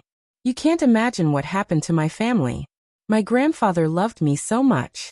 I was pampered since I was young, but I still ended up living on the streets with Cho Yun. Later on, I couldn't even find Sister Cho Yun. I was so hungry that I even wanted to look for food in the trash. If my mother didn't find me at the trash station that day, I might have eaten that piece of bread that had just been eaten by a rat. As she spoke, Guogua's voice became softer and softer. Bufifan's eyes widened. He could not believe that the little sister in front of him, who was supposed to be wealthy, no matter how he looked at it, had such a miserable experience. Guogua had never told anyone about her experiences. She had never told anyone that she was so hungry that she even had to scavenge for food. Cho Yun heard this for the first time. Her heart felt like it was being squeezed by someone. She couldn't help but turn her face away from the pain. She didn't want anyone to see her eyes turn red. Ruan Qingshuang couldn't care less. Tears fell down her cheeks. She treated Guogua as her own daughter. That day, she found Guogua at the trash station. She didn't expect Guogua to be so hungry. Even Su Yun, who didn't know what tears tasted like, couldn't help but feel a strong sourness in his nose. How many things could Guogua's small body withstand that even adults couldn't bear? As adults, they couldn't imagine and experience it. Maybe this was the fate between Su Yun and Guogua. Or maybe it was the fate between him and Bufifan. No one can live a smooth life. I'm no exception. Su Yun smiled. I'm also an orphan. My parents might not be dead, but I've never seen them. I don't even know what they do or where they are. It's better to know that they're dead. I'm more like an abandoned child. At least your parents didn't choose to leave you. If they were still alive, they would definitely protect you. My parents are still alive, but I can't find them. Haha. I've survived all these years, haven't I? Su Yun's words made Guogua and Bufifan forget to breathe. In comparison, Su Yun seemed to be even more unlucky than them. Su Yun wanted them to know that they should never think that they were miserable. There were many people in the world who were more miserable than them. It's just that you don't know where your parents are. They're much better than me. Cho Yun, who had always been a woman of few words, took the initiative to speak today. At least they didn't sell you to human traffickers and send you to that dark place. There's only killing and blood. If you want to live, you have to kill all your friends who were sold to that place. I don't remember what I did when I was young. I only remember that for a few years, I kept doing things against my will. I followed the orders of someone I've never met. I did things that I didn't want to do. Ruan Qingshuang suddenly felt that she was the luckiest. She was only forced to marry by her parents after she grew up. At least she had a complete family when she was young. Someone once said that no matter how great you think you are, there will always be people who are better than you. No matter how unfortunate you think you are, there will always be people who are more unfortunate than you. The world is big. Anything can exist and happen. Our misfortune is just a drop in the ocean. Su-Yun looked at the night sky outside the window. The universe is so big. Maybe there are people on other planets who are struggling to survive. The smog of Huaxia had made people realize that it was time to wake up. The blue sky and white clouds when they were young had now become a luxury. Almost every day was foggy. It was just like someone said that 10 years later, the 3 major cancers of Huaxia would plague every family. They were liver cancer, lung cancer, and stomach cancer. Liver cancer was probably caused by the heavily polluted groundwater. Lung cancer was caused by the worsening air they breathed every day. Stomach cancer was caused by the chemical additives and various black-hearted merchants' food. It was a kind of luck to be able to live in the present. When the last drop of water for the people on earth was their own tears, that was the real misfortune. The emotions that Bufifan had been suppressing in his heart seemed to be released in an instant. He was able to stand here, be able to be adopted by Yi Fala, and be able to know Su-Yun, Guogua, and the others. It was God's great affection for him. Compared to those who were really unlucky, his small matter was nothing.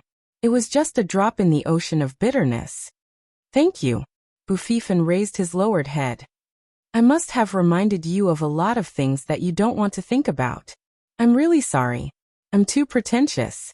I'm too selfish. I'm too irresponsible. I can't bear it.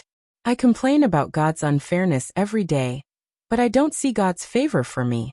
I'm really wrong too much. Su-Yun stepped forward and patted Bufifan on the shoulder. Okay, don't blame yourself. You're being pretentious too.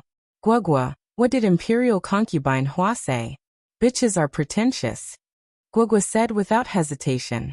After a few seconds of silence, everyone in the room couldn't help bursting into laughter from the bottom of their hearts. Even Bufifan, who had been scolded as a hypocritical B***tch, was also immersed in the joyful atmosphere. Good times always passed very quickly. Guogua fell asleep unknowingly. Ruan Qingshuang carried her back to the room to sleep. Bufifan also went back to the room obediently. He had no intention of going out to the bar to drink and enjoy the nightlife. Even when his friends called more than a dozen times, he politely refused. After everyone else fell asleep, Cho Yun came to Su-Yun's room. Su-Yun, who had just taken a shower, was only wearing underpants. However, in front of Cho Yun, Su-Yun didn't mind. They were all family. There was no need to be so restrained. I was still thinking. If you didn't come over, I would have gone to find you. Cho Yun shook her head. My mind is in a mess. I never thought that Guogua's matter would provoke Hades' King Leng Chun. Today Miao Dao wanted to take us to Hades' King Island.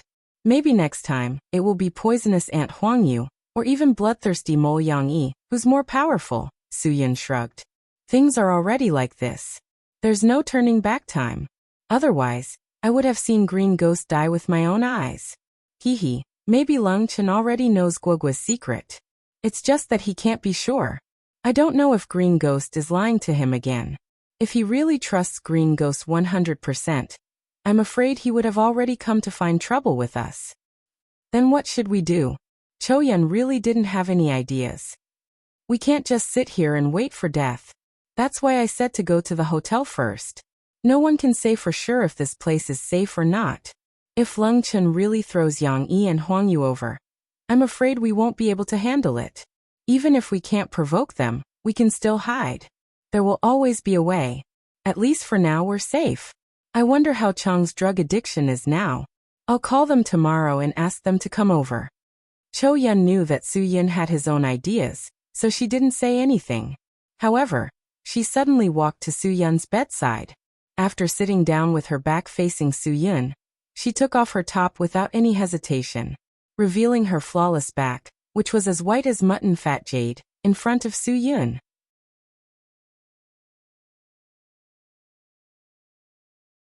Chapter 601. What are you thinking about? Cho Yun glared at him and said angrily, when I was fighting with Miao Dao, I was hit by his palm. Although it was on my back and shoulder blade, the pain had already spread throughout my body along with my nerves. I'm afraid his palm strength is definitely not weaker than Green Ghost's. Last time when I was almost killed by Green Ghost's palm, it was you who saved my life. I'm afraid I still need your help this time. Su Yun's gaze stopped on Cho Yun's back. After a while he said helplessly, Green Ghost and Miao Dao are indeed super experts, and Miao Dao's strength is indeed above Green Ghost's.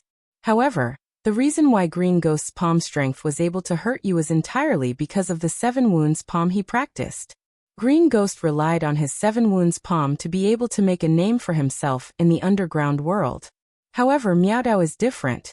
Although his strength is above Green Ghost's, his martial arts and palm strength are definitely not as good as Green Ghost's. The reason why he can stand on the underground world's expert list is because of the 7-inch wide short knife in his hand. Just as Cho Yun was about to put on her clothes, Su Yun stopped her. For insurance, Su Yun felt that it was better to take a look. What he said just now was to comfort Cho Yun, and not to have any psychological pressure and burden. These were all small matters, and there was no need to worry too much. Originally, their mental pressure was already great enough. Su Yun did not want to add more psychological burden to Cho Yun. After a careful examination, Su Yun could conclude that Cho Yun's palm was not serious, but she would more or less suffer some internal injuries. Anyway, Su Yun did not lack those elixirs to heal internal injuries. A few of them would be enough to let Cho Yun recover in a short period of time. These were all small matters. Ruan Qingshuang, who had just coaxed Guogua to sleep, was not sleepy. She got up and left the room to find Su Yun. Hearing Su Yun and Cho Yun's voices in the room, Ruan Qingshuang did not knock on the door. She directly opened the door and walked in, wanting to chat with them. But as soon as she came in, she was dumbfounded. When Su Yun checked Cho Yun's injuries, Cho Yun was not wearing a shirt. After experiencing Su Yun's treatment last time, Cho Yun no longer had any vigilance in front of Su Yun, so she did not have so many scruples. She never thought that Ruan Qingshuang would suddenly appear in front of them so late at night. For a moment, the atmosphere in the room was particularly awkward. No one knew how to break this frighteningly quiet atmosphere. Ruan Qingshuang's mind was blank. She had already forgotten what she was here for. She just said, "Sorry to disturb you." She directly closed the door to Su Yun's room and turned to leave. Even when she quickly walked to the balcony, her mind was still blank. The cold winter night wind blew Ruan Qingshuang's thoughts very clearly. She was very clear about what she saw. Although Ruan Qingshuang kept telling herself that if she wanted to like Su Yun, she should not think about monopolizing him. It was not that she could not see that the other girls around her had special feelings for Su Yun. Although some things could not be described with words, everyone was very clear in their hearts. Even though Ruan Qingshuang had prepared for everything, she still could not accept that Su Yun and Cho Yun took off their clothes in the room on their first day back. No matter what, everyone's love was selfish. Ruan Qingshuang had done her best to be generous, but she still could not calm down the waves in her heart. Seeing Ruan Qingshuang close the door and leave, Su Yun's mind was completely blank. What the hell was this? Even if it was a misunderstanding, how could it be so coincidental? Cho Yun had put on her clothes within 3 seconds. Cho Yun quickly put on her clothes and did not say anything to Su Yun. She quickly opened the door and walked out of the room. After seeing Ruan Qingshuang on the balcony, she quickly walked forward. She reached out to close the window and said to Ruan Qingshuang, "Sister Ruan Qingshuang, it's cold at night. Don't catch a cold." Ruan Qingshuang did not speak. Her eyes were still looking into the distance, empty.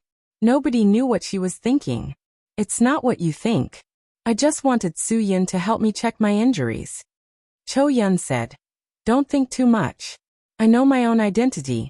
I won't have anything to do with Su Yun. Sister Qingxuang, you are Guogua's and my benefactor. I will wish you happiness. Wan Qingxuang did not expect Cho Yun to say such words. She was stunned on the spot. After a while, she came back to her senses. I don't mean anything else. Cho Yun, why did you say that? We are a family. I have never thought about your identity. We are all the same. Cho Yun shook her head. No, Sister Qingxuang. My life was given by Feng Qiansui, which means it belongs to Guogua. My life is long gone. I am living now to be grateful and repay. I will only use my life to protect Guogua and love Guogua. I will not waste it on any man. Even if that man is Su Yun, I will not. Why? Ruan Qingxuang said. Why do you treat yourself like this? Don't you think it is very cruel to yourself? If Guogua knows that you are only living for her, do you think she will be happy? Guogua is a kind child. I believe that she will not want the people she cares about to have such a mentality. Everyone has the right to live for themselves. Cho Yun didn't say anything. She looked at the brightly lit city outside the window. After a while she said, I've never lived for myself since I was young. From the moment I was sold by my parents, I've been living for the sake of survival. When I finally walked out of the threat of death, I began to live for various tasks. In fact, I should have died 6 years ago, but Feng Qiansui gave me a chance to live. From then on, I began to find that I liked this feeling. I like to live for the Feng family. It makes me feel fulfilled. I understand your love for Guogua. It is not only your feelings for Guogua, but also your gratitude to the Feng family. Ruan Qingxuang said, but have you ever thought about Guogua? If she knows that you are not living for yourself, but for her, she will be very painful. This sentence was like a needle that pierced Cho Yun's heart. For the first time, she felt so shocked. For so many years, Guogua treated Cho Yun as her sister. No matter if it was good or bad, happy or sad, Guogua would share it with her. Unconsciously, Guogua became the most important part of Cho Yun's life. Everything Cho Yun did was for Guogua to be better. Guogua did not know that she had become Cho Yun's spiritual sustenance.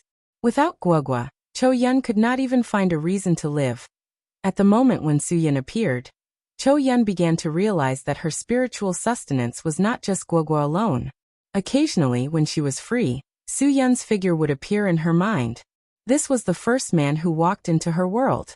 Since forever, Cho Yun's concept of time, all men in the world were not good. The organization she was in was all about assassinating those heartless rich men. Therefore, in Cho Yun's eyes, all men were that kind of unfaithful trash. Su Yun's appearance changed her concept. She still clearly remembered the first time she met Su Yun. She also clearly remembered the life-saving elixirs that Su Yun gave her.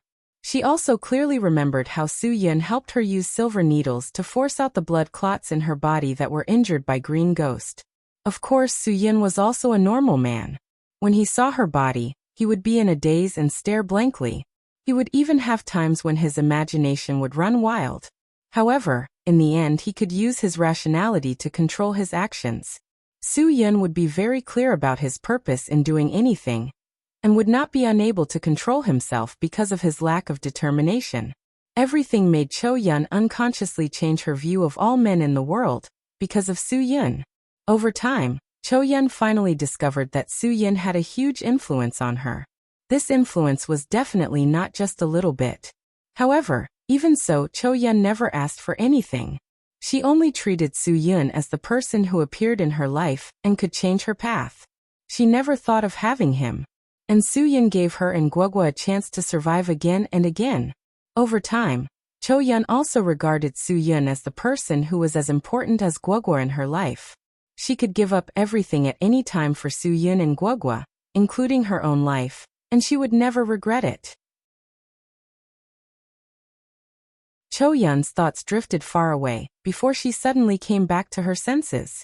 She came to enlighten Ruan Qingxuang, but she did not expect that she would be enlightened by Ruan Qingxuang. Sister Qingxuang, thank you.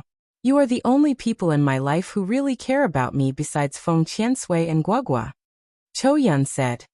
I have been very vigilant before. I was afraid that you would take away Guogua and my spiritual sustenance. Now I finally understand that you treat me as a family member. Wan Qingxuang smiled and said to Chou Yun, silly sister, you are our family. We are a family that will never be separated, really. I only know about your childhood today. I hope you can let go of the past and leave all the unpleasant memories behind. Now do what you like to do and like the person you like. Chou Yun looked at Wan Qingxuang and asked bravely, Sister Qingxuang, don't you like Su Yun very much? Of course I like him. Wan Qingxuang did not mean to avoid it at all. He helped me when I was in trouble. He helped me to give Guogua a better environment and gave me a foothold. He gave me the courage to live and face difficulties. He changed me and gave me confidence. I have no reason not to like him. Then you said those things to me. Chou Yun did not understand. Wan Qingxuang said generously, who said that I can't let others like what I like? You like Guogua, so do I. I like Su Yun, so why can't you like him?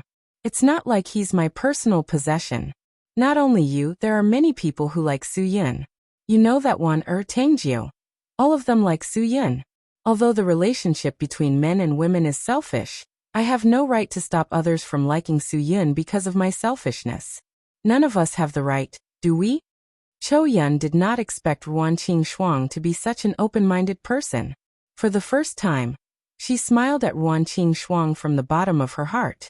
She had only smiled at 3 people before: Feng Qiansui, Guogua, and Su Yun. Wan Qingxuang was the 4th.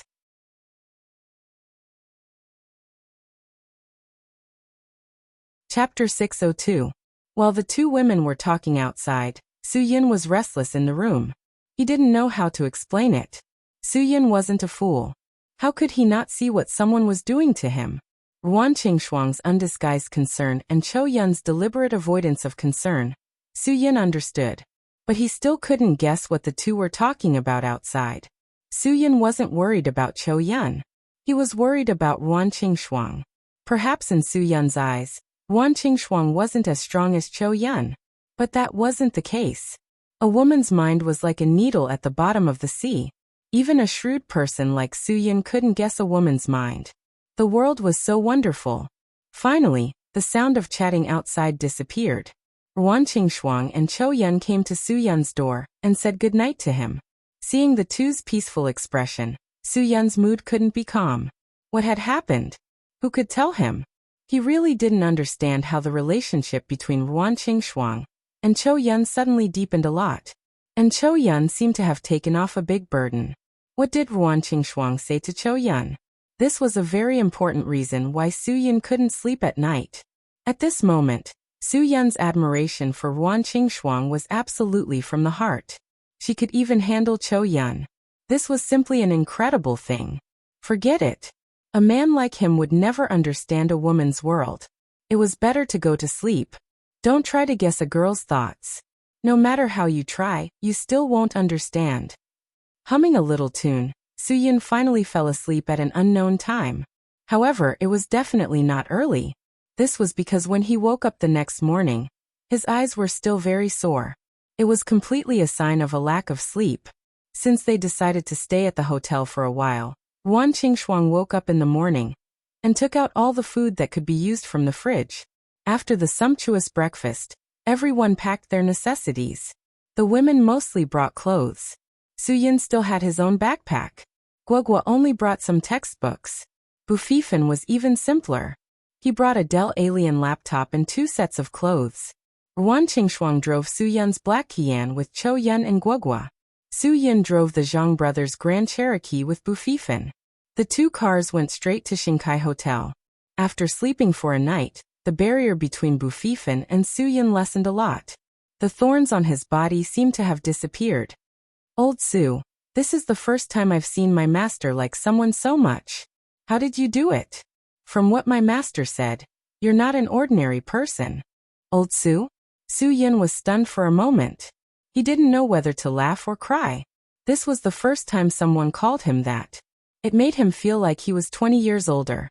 But thinking about it, he really didn't know what Bufifan should call him. He couldn't really call him daddy like Guogua, right? Or should he call him Uncle Su like Yifala? These two titles didn't seem appropriate. Anyway, Suyun wasn't someone who cared about these things. He could call him whatever he wanted. It didn't matter.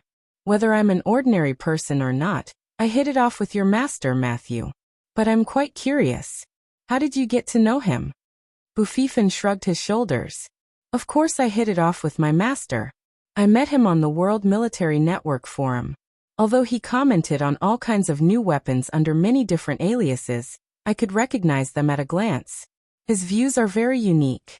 I admire him a lot. As long as he commented on something, no matter what aliases he used, I would reply to him. Over time, he started to follow me. Then we added each other as friends on MSN. That's when I found out that he was Kevin Matthew. I was dumbfounded and insisted on acknowledging him as my master. He couldn't persuade me and could only agree. F***CK, that works too? Suyun's jaw almost dropped to the ground. This was too exaggerated. How thick-skinned are you? Why did you have to rely on him for him to agree to be your master? How can you say that I'm thick-skinned? I'm being sincere. Kevin Matthew is the person I admire the most. As long as he's willing to be my master, I don't mind being thick-skinned. Bufifin was quite open-minded. As long as I can learn something from him, it's fine. Suyun. You like weapons that much? Of course. I've loved weapons since I was young. If I had the means to collect them, I would definitely collect all the weapons in the world. Bufifin said. I only know a little about the theoretical stuff now. Actually, I envy soldiers. They can definitely play with whatever weapons they want. Suyun smiled. What do you think the army is? You can get whatever you want. You just have to use whatever the army gives you. Even if you're given a weapon that has been obsolete for a long time, you still have to use it to complete the mission given to you by the army. It's not like the army will buy any advanced weapon for you to study. Bufifin pursed his lips. Looks like I'm dreaming again. However, I still want to fulfill my wish if I have the chance. Even if I don't collect them, just looking and touching them is pretty good. If you really want to, then go to the World Hunter School. Suyun said calmly. That place will definitely meet your requirements. However, I'm afraid that you won't be able to endure the hardships there. Bufifin immediately retorted. There's no hardships in this world that I can't endure. I've experienced all kinds of hardships since I was young. I don't believe that there's anything that can stop me. However, speaking of which, what kind of place is this World Hunter School you mentioned? Could it be that you're from that World Hunter School? Otherwise, how do you know that place can meet my requirements? Am I right? Who the hell are you? Are you a hunter? Do hunters need to go to school? Why don't you learn from the experienced hunters who have been in the mountains for many years? Suyun could only shrug in the face of Bufifin's series of questions. I'm not from the World Hunter School. I've only heard about it. Also, the World Hunter School doesn't teach you how to hunt. It teaches you how to be a hunter. Do you understand? So that's what you mean. Bufifin seemed to understand. Then where is this World Hunter School? How can I get there? Suyun suddenly realized that he had said too much. That's just a rumor. How would I know where the school is? You just need to graduate. Your Aunt Yi still hopes that you can get into Shenzhen University.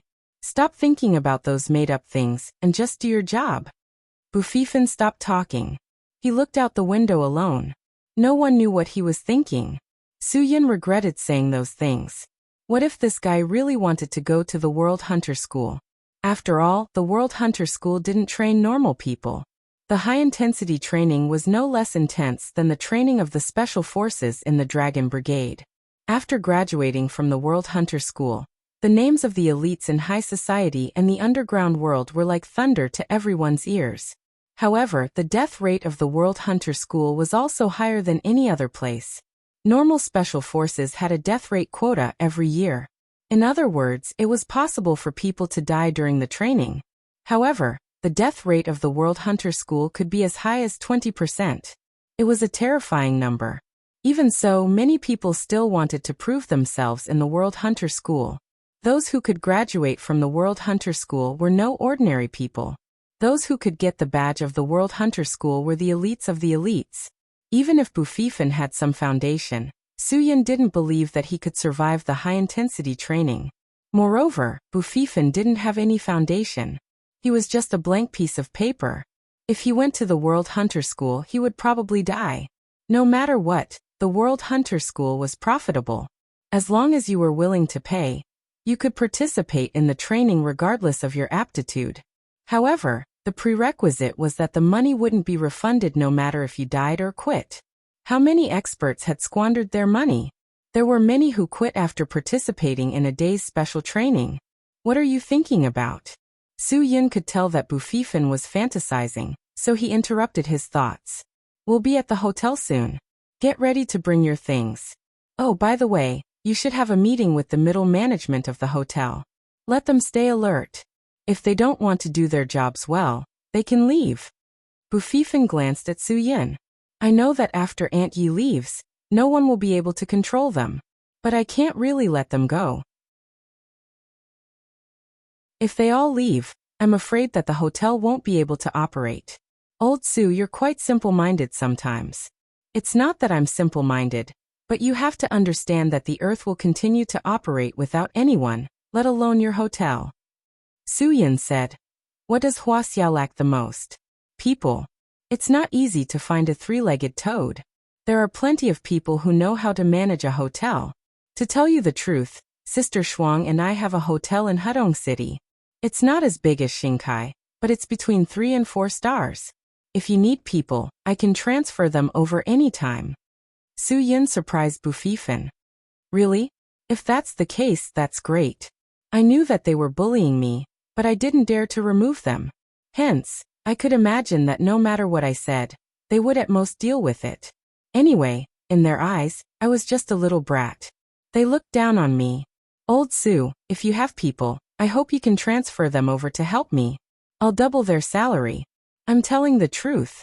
They're my own people, Suyin said. They're not here for the salary. Bufifan felt an inexplicable excitement in his heart. Wasn't Suyun's feeling of having so many people responding to his call exactly what he wanted? At this moment, Suyin was like a god in Bufifan's eyes. Sometimes, worship was built on one thing. It was very simple.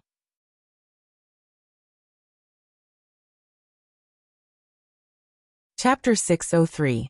Chang was obviously very excited when he received a call from Suyin.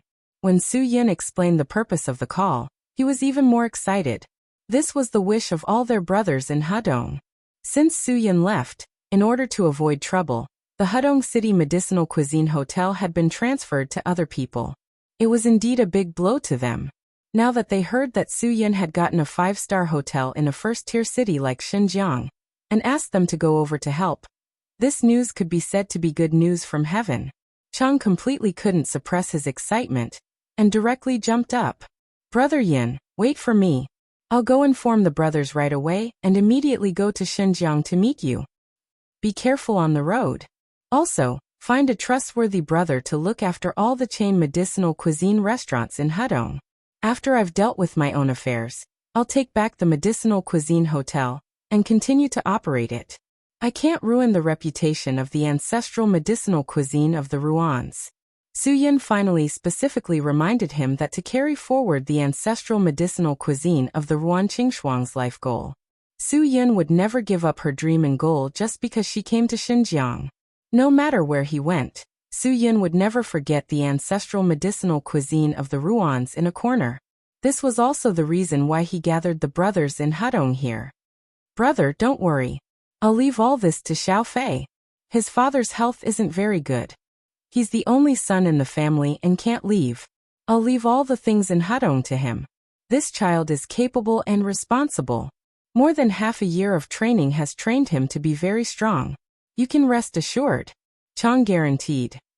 The 3 tigers of Nanqing have been talking about it for many days. They're always wondering when Brother Yin will ask us to help you. I'll inform them now. Brother Yin, just wait for us. Suyin smiled and hung up the phone. He didn't need to say anything. He knew that the 3 guys couldn't wait. Among these people, the most impatient was probably Dan Hongning's younger brother, Dan Jiahao. This kid had big ambitions when he first followed Suyin. He wanted to make a name for himself with Suyin. Now that he had the opportunity to go to such a big city like Xinjiang, he must be so excited that he couldn't eat or sleep. This was also the reason why Su Yan didn't inform them last night. He was afraid that they couldn't sleep, and would make a fuss about going to Xinjiang. He understood his own brothers. Su Yan knew them too well. That was why he chose to talk about this matter this morning. Everything was ready. Su Yan knew that he was about to face an even bigger threat and challenge. Xinjiang wasn't a small place like Hudong. This was a big city with hidden dragons and crouching tigers. Moreover, the people who were threatening Guogua weren't small characters like Green Ghost anymore. The real big shots like Hell King were slowly coming to the surface. Su Yan suddenly felt that his cultivation was too weak.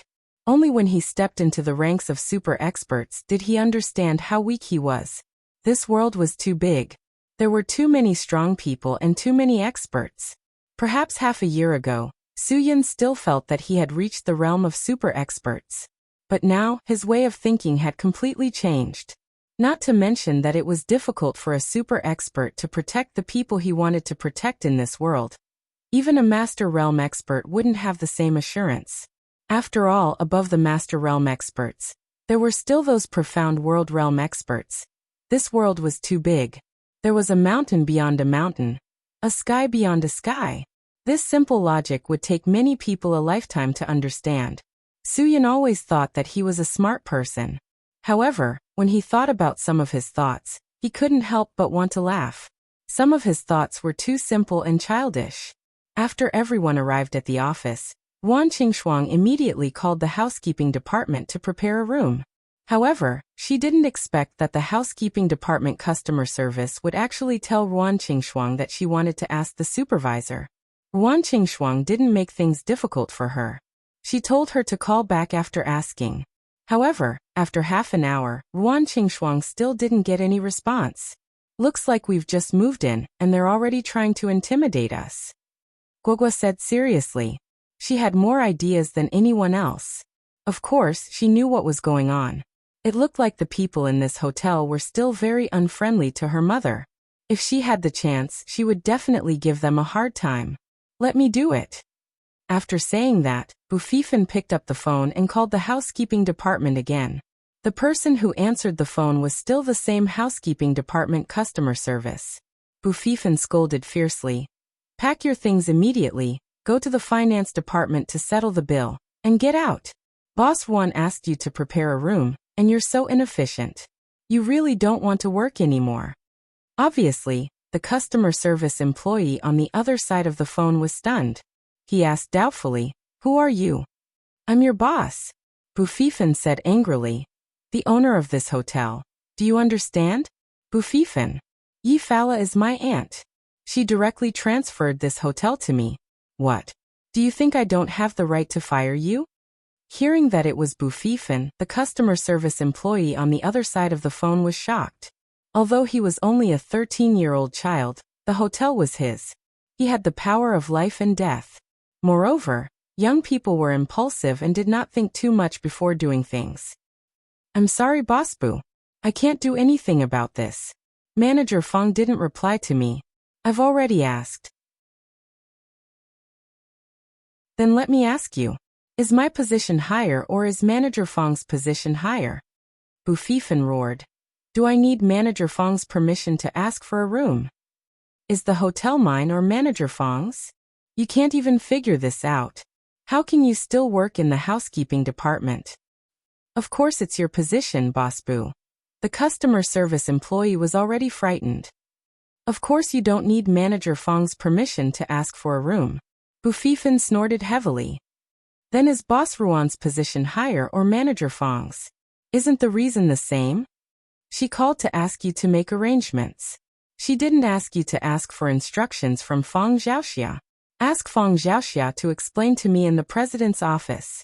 Otherwise, I'll ask her to get out of here with you." After saying that, Bufifan hung up the phone directly. His imposing manner was definitely not ordinary. Su Yan and Wan Qingshuang both widened their eyes. This guy was really young but had a big temper. When he did things, he was so decisive that he could definitely beat anyone of his age. Moreover, his temper was really similar to Su-yun's. Su-yun didn't know whether to laugh or cry. Little brother Boo, you're really amazing. You have the same temper as my dad.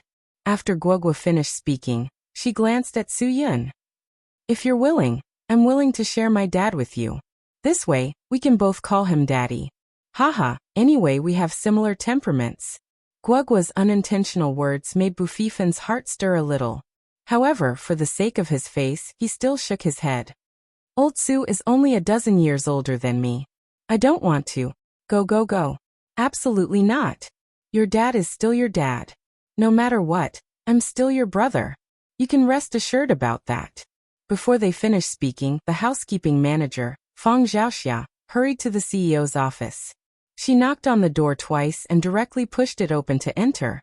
Seeing that Bufifin was indeed in the room, this 40-year-old woman who had seen all kinds of things actually felt a little restrained. Little Boo, you're here. Haha, I was busy with the documents just now, so.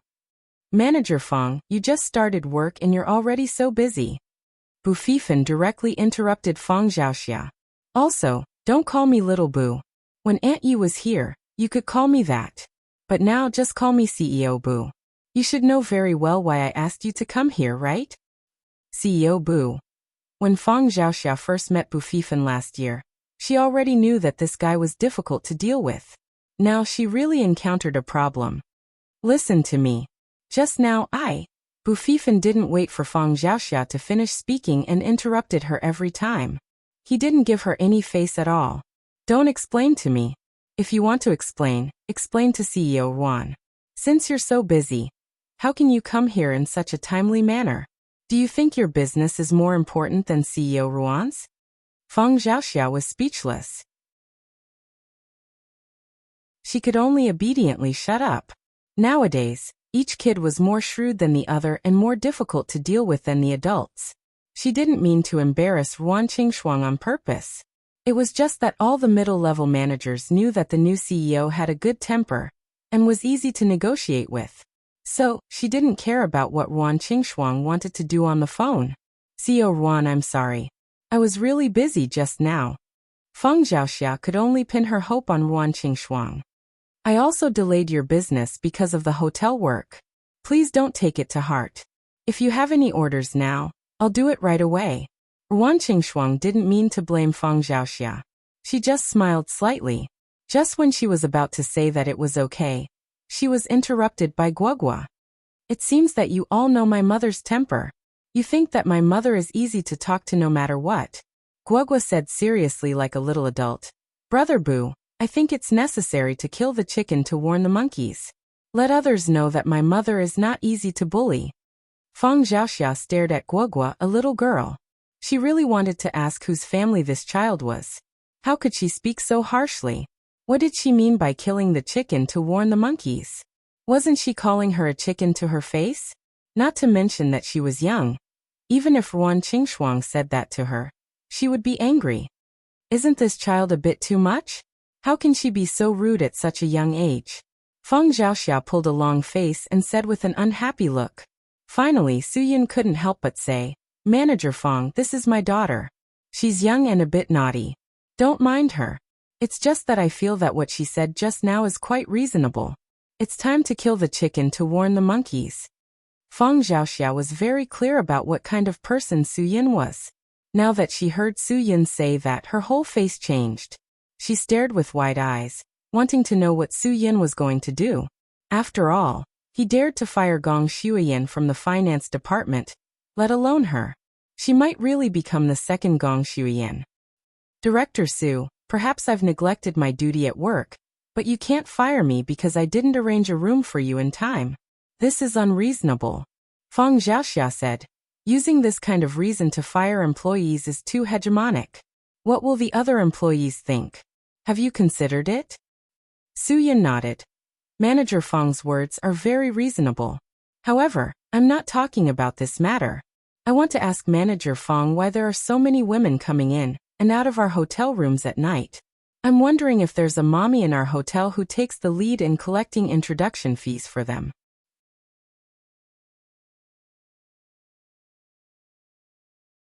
Chapter 604. As the housekeeping manager of Xinkai Hotel, although she also had an annual salary of more than 200,000 in benefits, it was definitely not enough to support Fang Xiaoxia's spending power. Whether it was LV or Gucci, as long as there was a new luxury product, Fang Xiaoxia, who had lost her youth and could only rely on external materials to increase her popularity, would buy it. She drove an Audi TT sports car worth hundreds of thousands of yuan, drove a limited edition Louis Vuitton classic, wore the latest Versace, and wore Bulgari collector's edition jewelry.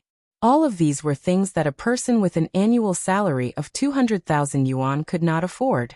If one did not have an annual income of a few million, no one would be able to support such a huge consumption.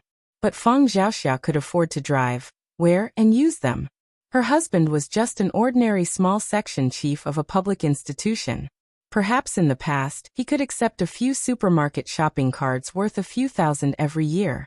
Now that the country's anti-corruption laws were so strict, he probably did not even dare to accept a packet of tea leaves.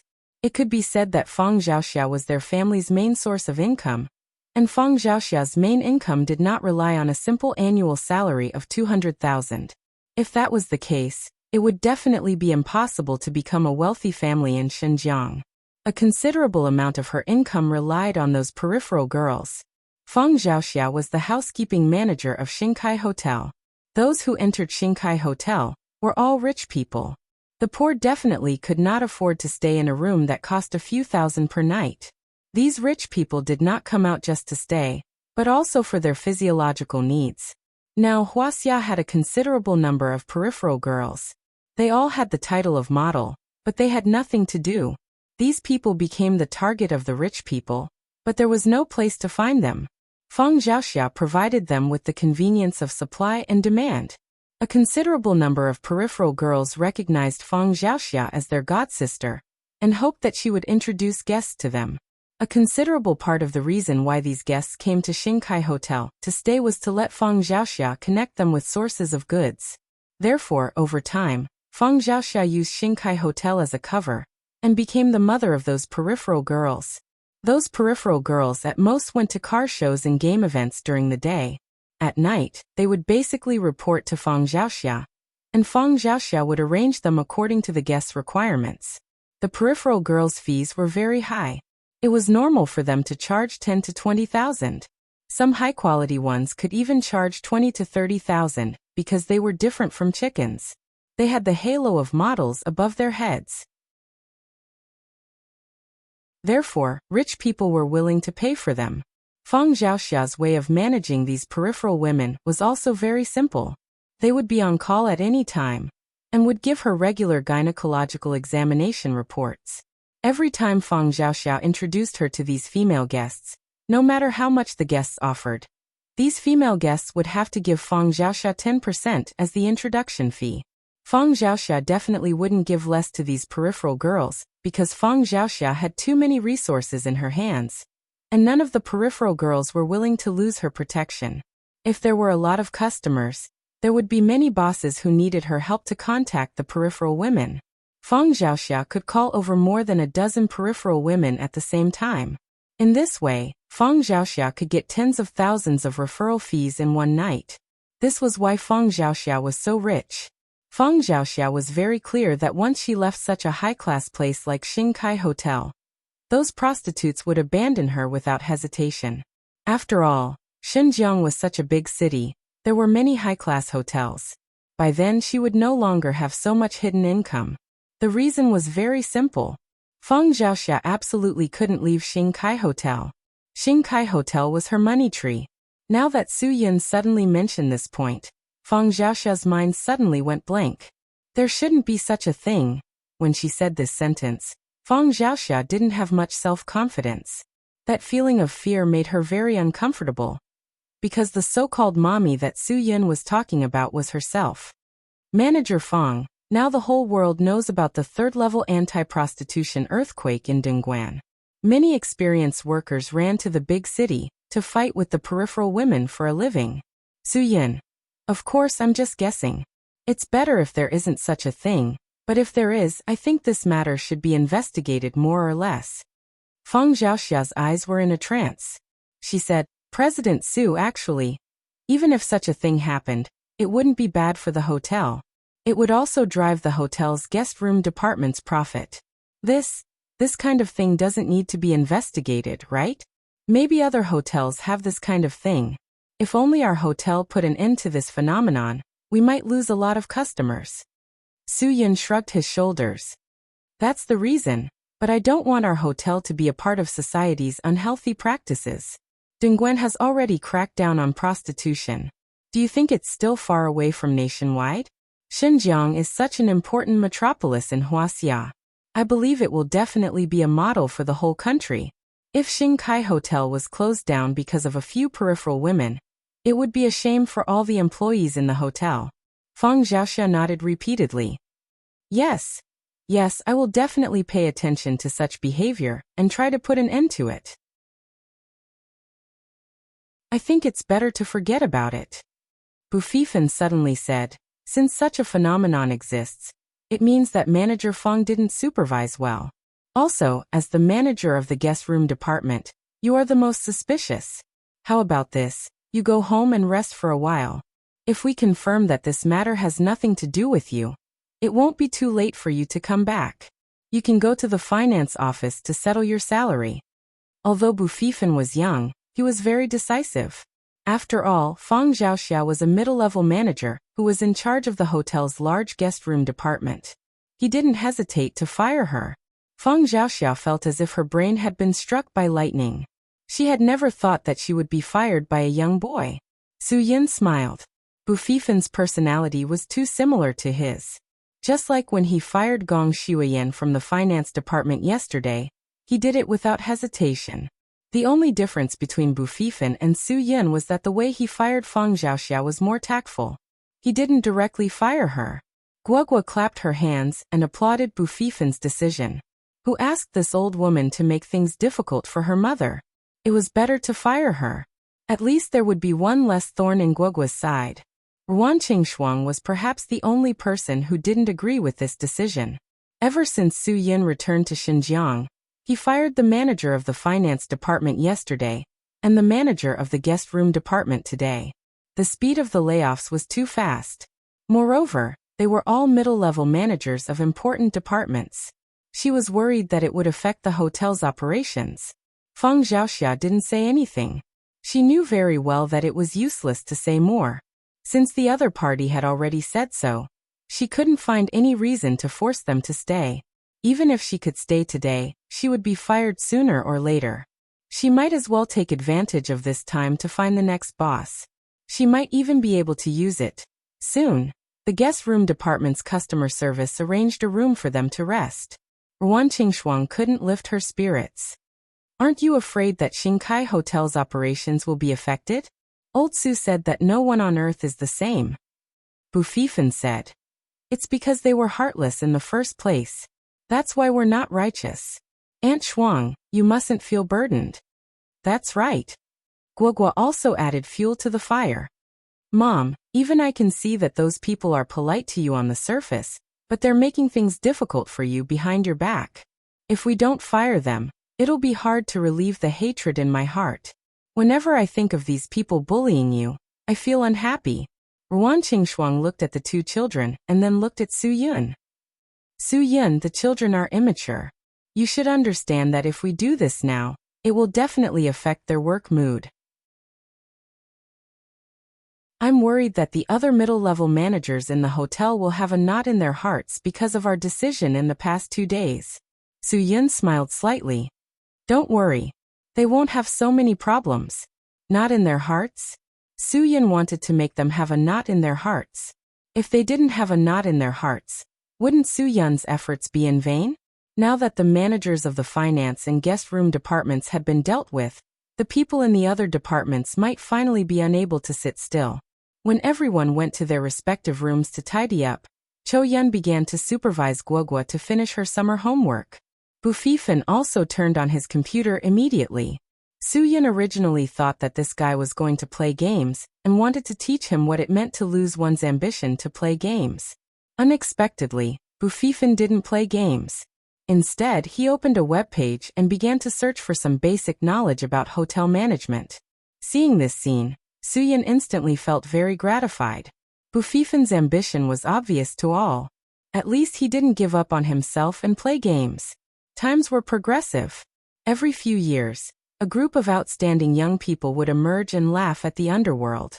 Suyin hoped that in the future society, Bufifan could gain a foothold with his own strength, so that their fate wouldn't be in vain. When Yuan Qingshuang and Suyin returned to the office, they found that almost all the middle-level managers of the departments were waiting at the door. For this scene, Suyin had already been mentally prepared. He knew very well what these guys wanted to do. It seemed that the big movements in the past 2 days had made them unable to sit still. Yesterday, Gong Shuiyan's dismissal had already aroused the speculation of the managers of the departments. Today, Fang Xiaoxiao was persuaded to resign. How could they sit still? Seeing Yuan Qingshuang and Suyin appear, the manager of the administrative office, Go Qingjun, was the first to stand up. Mr. Yuan, Mr. Su, we have something to talk to you. I don't know if you have time. If you have time, I hope we can sit down and talk about it slowly.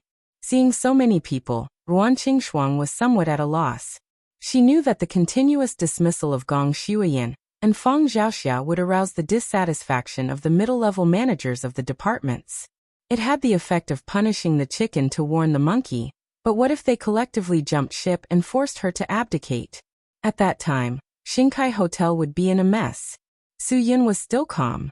He smiled and said, "Of course. Everyone has been waiting outside for a long time. Come in and talk."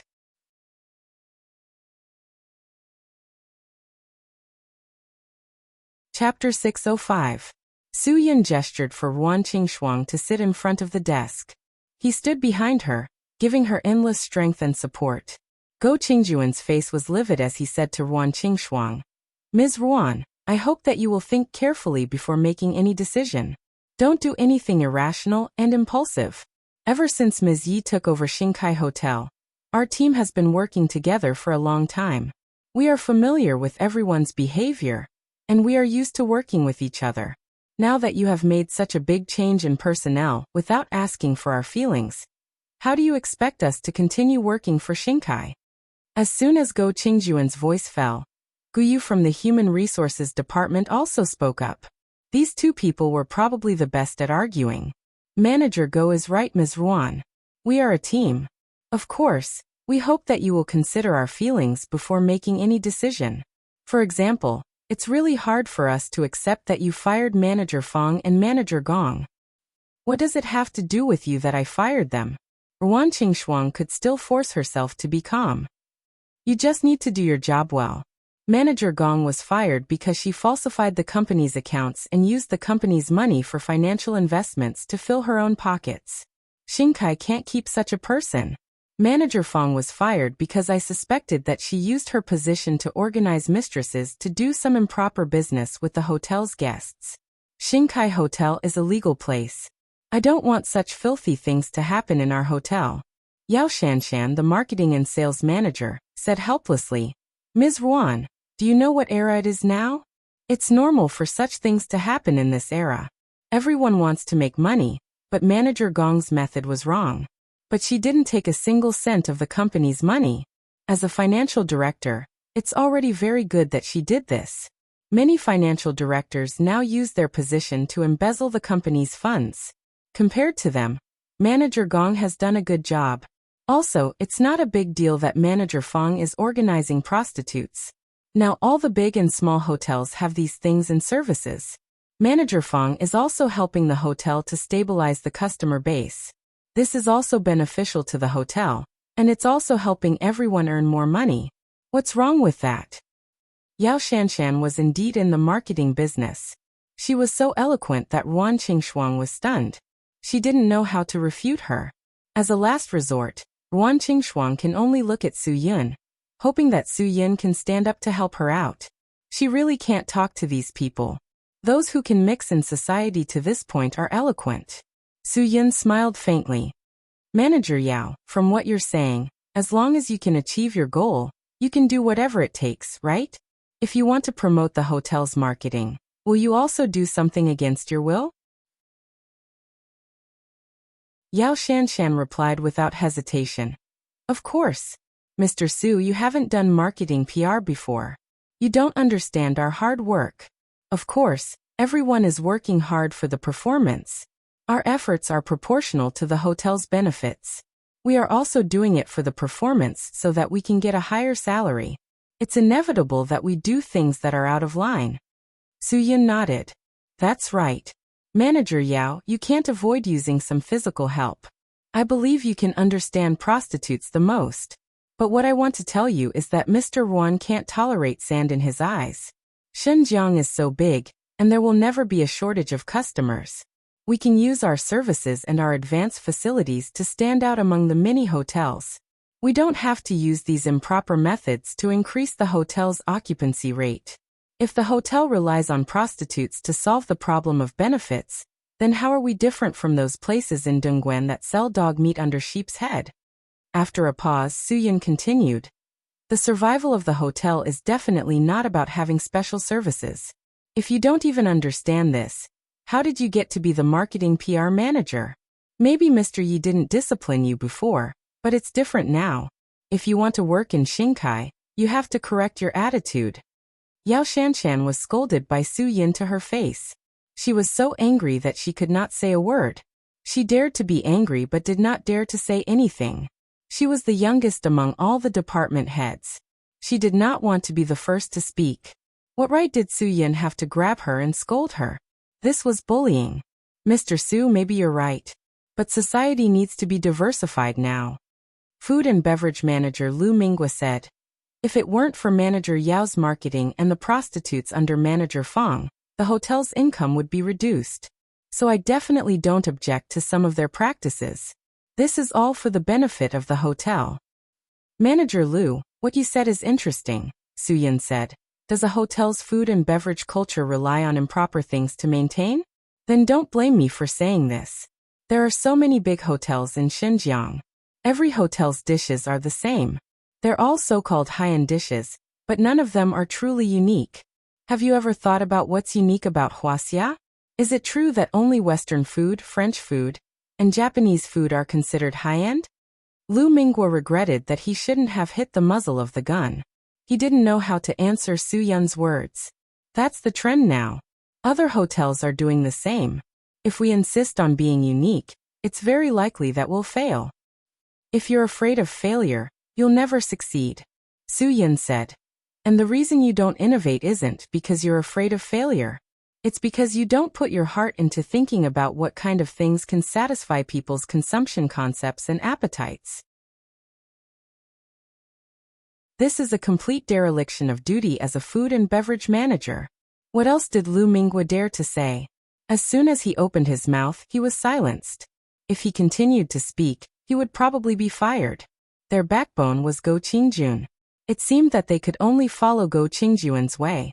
If they wanted to live a good life in the future, they had to give it their all now. Manager Su, since you say that everyone is worthless, then why was Manager Yi able to lead us and make Xinkai stronger back then?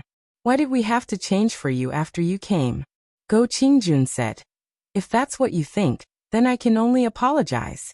We really can't continue to serve your whimsical ideas. If possible, you can find someone else. We really can't continue to work with you in Xinkai. After Go Qingjun said this, no one said anything. They all looked firmly at Ruan Qingshuang. Of course, Su-yin knew that this was a scheme of these old and young foxes. They wanted to use this method to scare Ruan Qingshuang. They wanted to let Ruan Qingshuang know that Xinkai really couldn't continue to operate without them. Manager Go, how can you do this? If everyone leaves Xinkai, what will happen to Xinkai? Will it close down? Ruan Qingshuang was a little anxious. After all, she couldn't be as calm as Su-yin. Everyone calm down. If there's anything you want to say, let's talk it out. Don't let your emotions affect your decisions. Hearing Ruan Qingshuang's anxious tone, a subtle smile appeared on everyone's faces. Especially Go Qingjun. He knew that this trick would definitely work. The operation of Xinkai Hotel was completely dependent on the middle management. Without them, everything would be concentrated on Ruan Qingshuang alone. She definitely wouldn't be able to handle it. Although Ruan Qingshuang finally relented, Su-yin didn't think so. He sneered. You're saying that all of you should resign, right? Sure, I remember that it's clearly written in the contract that if you're fired, you can go and settle the day's salary. If you voluntarily leave, not only will you not get any money, but you can't hold the same position in the same area for 3 years. This is to protect Shinkai's interests. If anyone breaches the contract, I have the right to sue you. As soon as Su Yun said this, even Ruan Qingshuang was shocked. This wasn't a joke.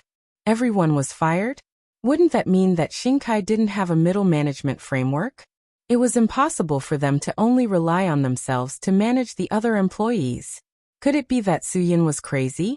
Go Qingjun was so shocked that he couldn't close his mouth for a long time. He didn't expect that even this didn't scare Su Yun. He actually dared to say such a thing. Go Qingjun only said this to scare them. He definitely didn't have any intention of resigning. However, now that Su Yun didn't give him any face, he completely understood what it meant to be in a difficult position. Everyone's expectations were on Go Qingjun, but Go Qingjun was humiliated in front of Su Yun. What should he do? How could he smooth things over to ensure everyone's interests?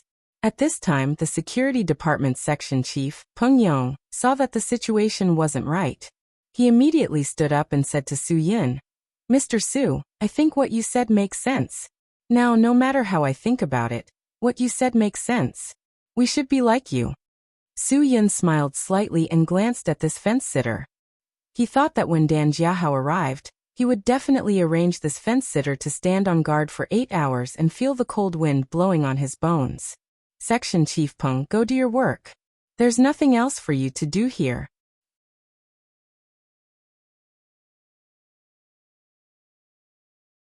Chapter 606. Su Yun smiled slightly and said, "Manager Go, when Boss Yi praised you, she praised you for being upright and outspoken, for being capable, and for having a good character. Therefore, all the middle-level leaders of Shinkai Hotel admired you. That's why they let you be the manager of the administrative office, because you can communicate, coordinate, and cooperate with everyone." Hearing Su Yun's words, Go Qingjuan's face had a bit of a smile. He hurriedly nodded and said, Yes. Boss Yi and I had a good relationship. She trusted me very much, and I did not let her down. As for the matters in the hotel, as long as she gave me the task, I would definitely complete the task very, very well. All the middle-level leaders of the hotel also admired me. Nowadays, there are not many administrative office managers who can do what you did. Su Yun praised. It's because Shinkai Hotel has you that it saved Boss Yi a lot of trouble. If Shinkai Hotel leaves you, I really don't know how to operate well. Manager Go, thank you very much. Fortunately, I have you. Go Qingjun was confused by Su Yun's words, but he had to nod and bow. No, you're welcome. Look at what you're saying. I can only say that I'm doing my best for Shinkai. After all, I'm doing this for a living. Besides, it's not as serious as you said. Shinkai Hotel can still operate without anyone. Su Yun nodded and gave Go Qingjun a thumbs up. Manager Go, I originally thought that you didn't understand this principle. It seems that you are very clear about this simple principle. Even if Shinkai Hotel leaves Yifala, it can still operate. Don't you think so? Yes.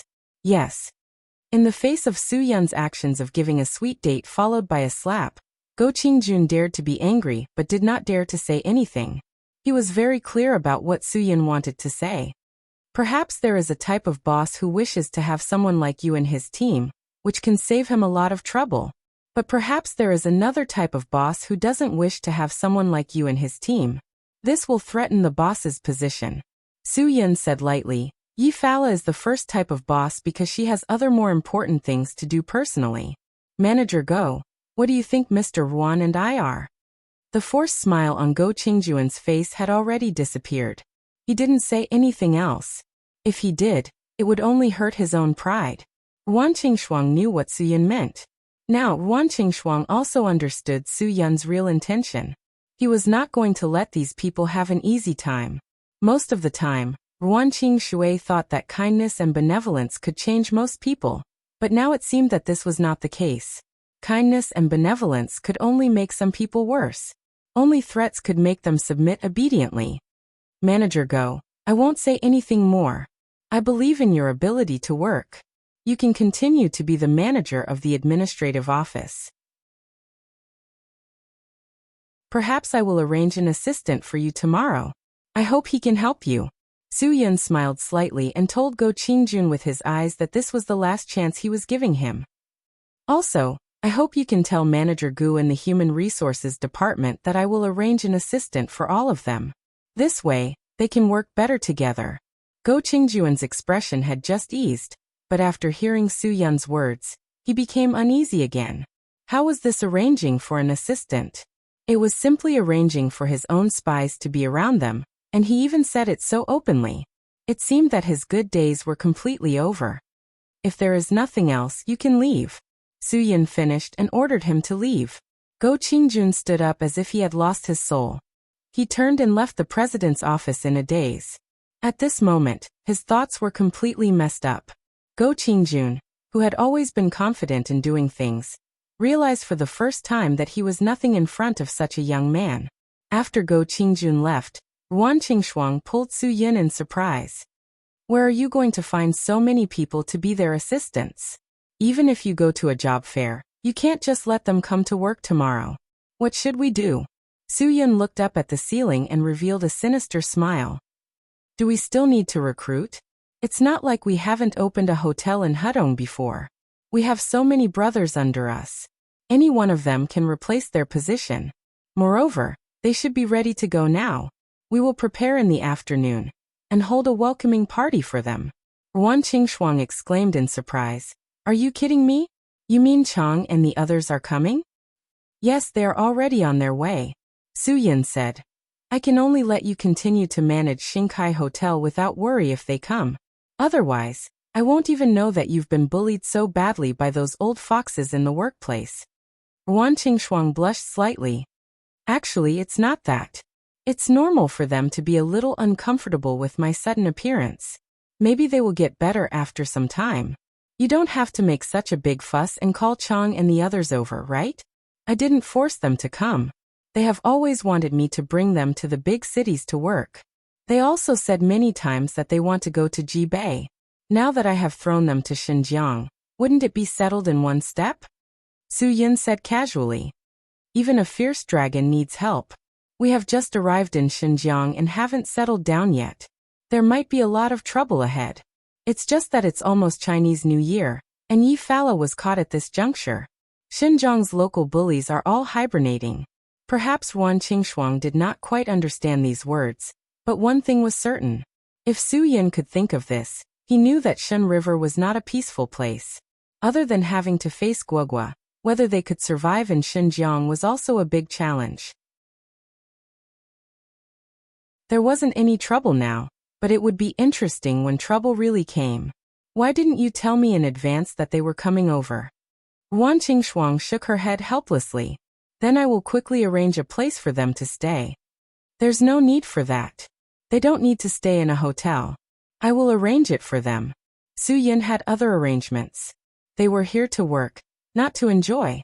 Now that Su-yun and the others had moved out of Yi Fala's villa, he couldn't let the house be empty. He would arrange for Chang and the others to stay there. This way, if Lung Chen sent someone to investigate, it would disrupt his vision. After the incident just now, the atmosphere in Xingkai Hotel seemed to have changed. The haze that had been hanging over Ruan Qingshuang's head was swept away. She felt energetic when doing things. No one dared to make things difficult for her behind her back. Naturally, everything she did was smooth sailing. All her orders could be passed smoothly, and all her requests could be carried out by her subordinates. This was the kind of result that Ruan Qingshuang wanted. What made Ruan Qingshuang even more comfortable was that everyone treated her with more respect. No wonder people liked the feeling of being a boss. The respect of the subordinates could indeed bring a considerable amount of vanity and satisfaction. Ruan Qingshuang could finally breathe a sigh of relief. Su-yun's strong return had taught everyone in Xingkai Hotel a severe lesson. The two middle-level managers who were fired now wanted to cry but had nowhere to cry. Starting from Go Qingjun, everyone obediently followed the prescribed order. No one wanted to be the next one to die under Su-yun's blade. Bu Fifan studied hotel management for an entire morning. However, it was only theory without practice. It was not scientific at all. He really wanted to experience it, but because of his face, he didn't know how to tell Ruan Qingshuang and Su Yun. However, Su Yun seemed to have seen through Bufifen's thoughts at a glance. Hotel management is a very profound subject. If you really want to understand those theoretical things, I'll give you a suggestion. Go to the administrative office and be Go Qingjuan's assistant. Let him teach you everything that should be learned in the administrative office. Me? Be his assistant? Bufifen said with disdain. After I go, it's more likely that he'll be my assistant. Excessive self-confidence is arrogance. Su Yin. Go Qingjun was able to gain your anti-Ye's appreciation. He definitely has his own personal skills. I naturally have my own reasons for asking you to go there. After all, you're the owner of Xingkai Hotel. If you don't know every department of your hotel well, you'll be confused if problems pile up in front of you one day. Even if the hotel is sold by someone else, you'll still help them count the money. Bufifen realized the seriousness of the matter, so he didn't say anything else. He nodded and obediently followed Su Yun's instructions. Of course, Su Yun wouldn't just let a 13-year-old keep an eye on Go Qingjun. Go Qingjun was very cunning. When Chang and the others arrived, he would arrange for Chang to go to the administrative office as well. After all, he asked Chang and the others to come this time, so that they could take over the middle management positions of Xingkai. Although Bufifen looked calm on the surface, he couldn't suppress the excitement in his heart. He immediately went to find Guogua to share the important task that Su Yun gave him. Guogua also did her homework the whole morning. Although it was child's play for her, she still had Cho Yun to watch over her. She didn't want to make Guogua sad, so she could only force herself to do it. Now that Bufifen was here, she could finally relax for a while. Naturally, she was very excited to play. When Su Yun announced that Chang and the others would come to Shenzhen in the afternoon, Guogua was even more excited. She hadn't seen them for a long time. She really missed them. Time passed quickly.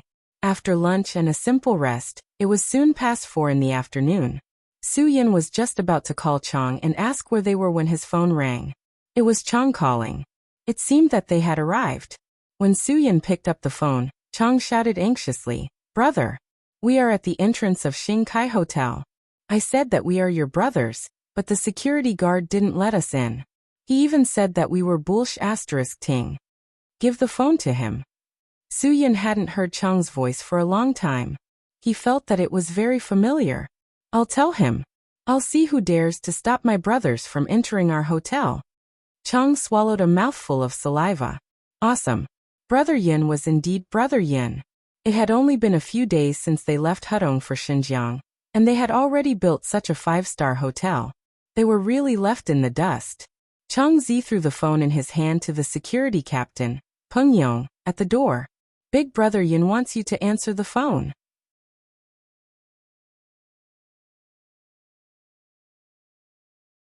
Chapter 607. Coming to Shenzhen this time was an eye-opener for everyone.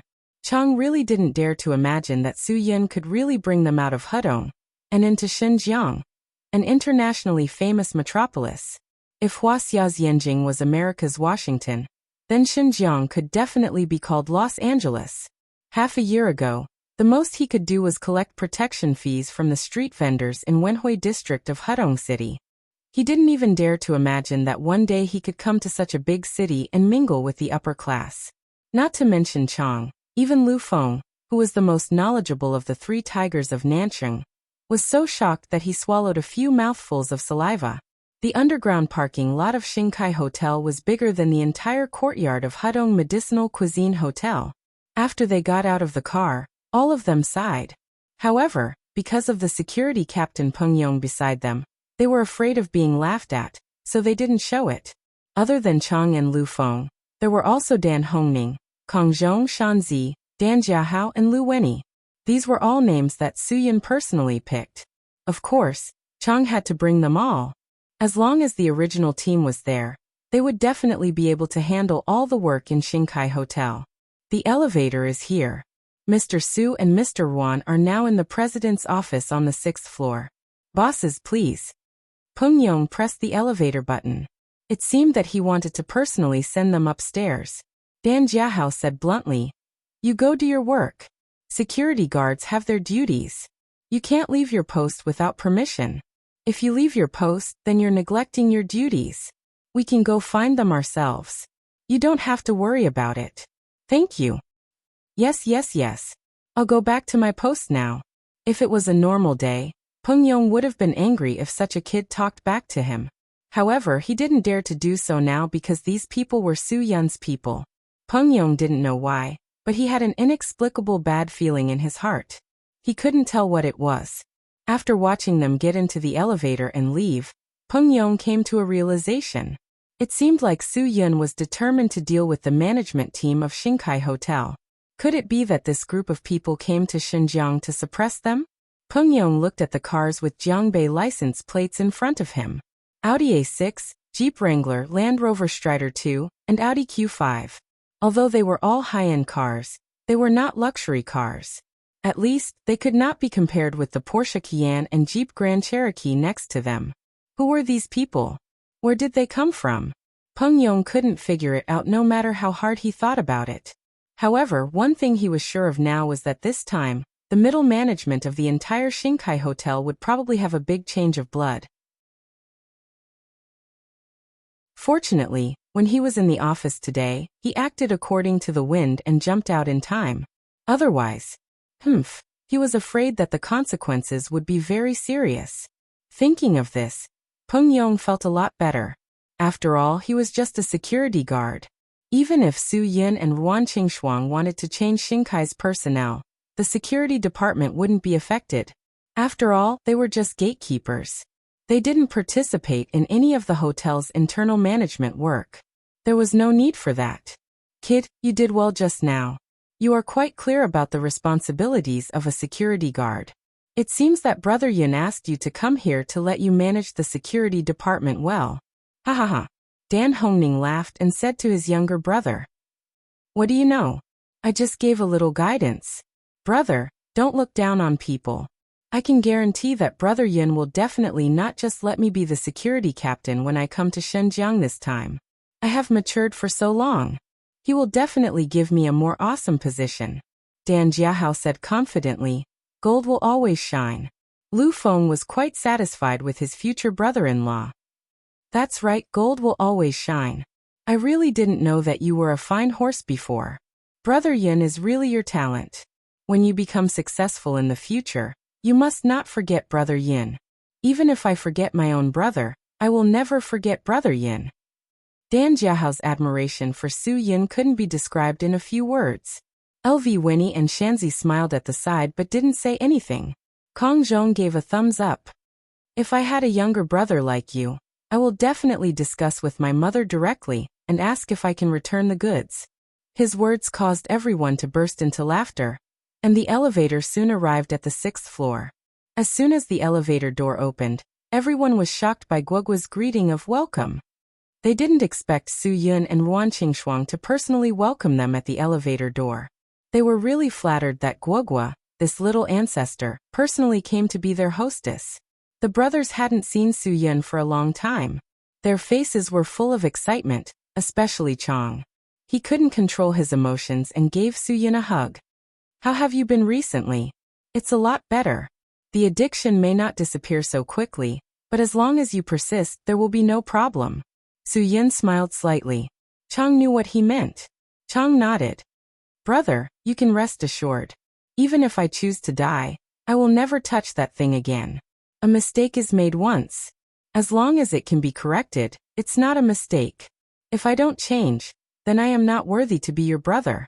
It's great that you can have this awareness." Su Yun patted Chong's shoulder.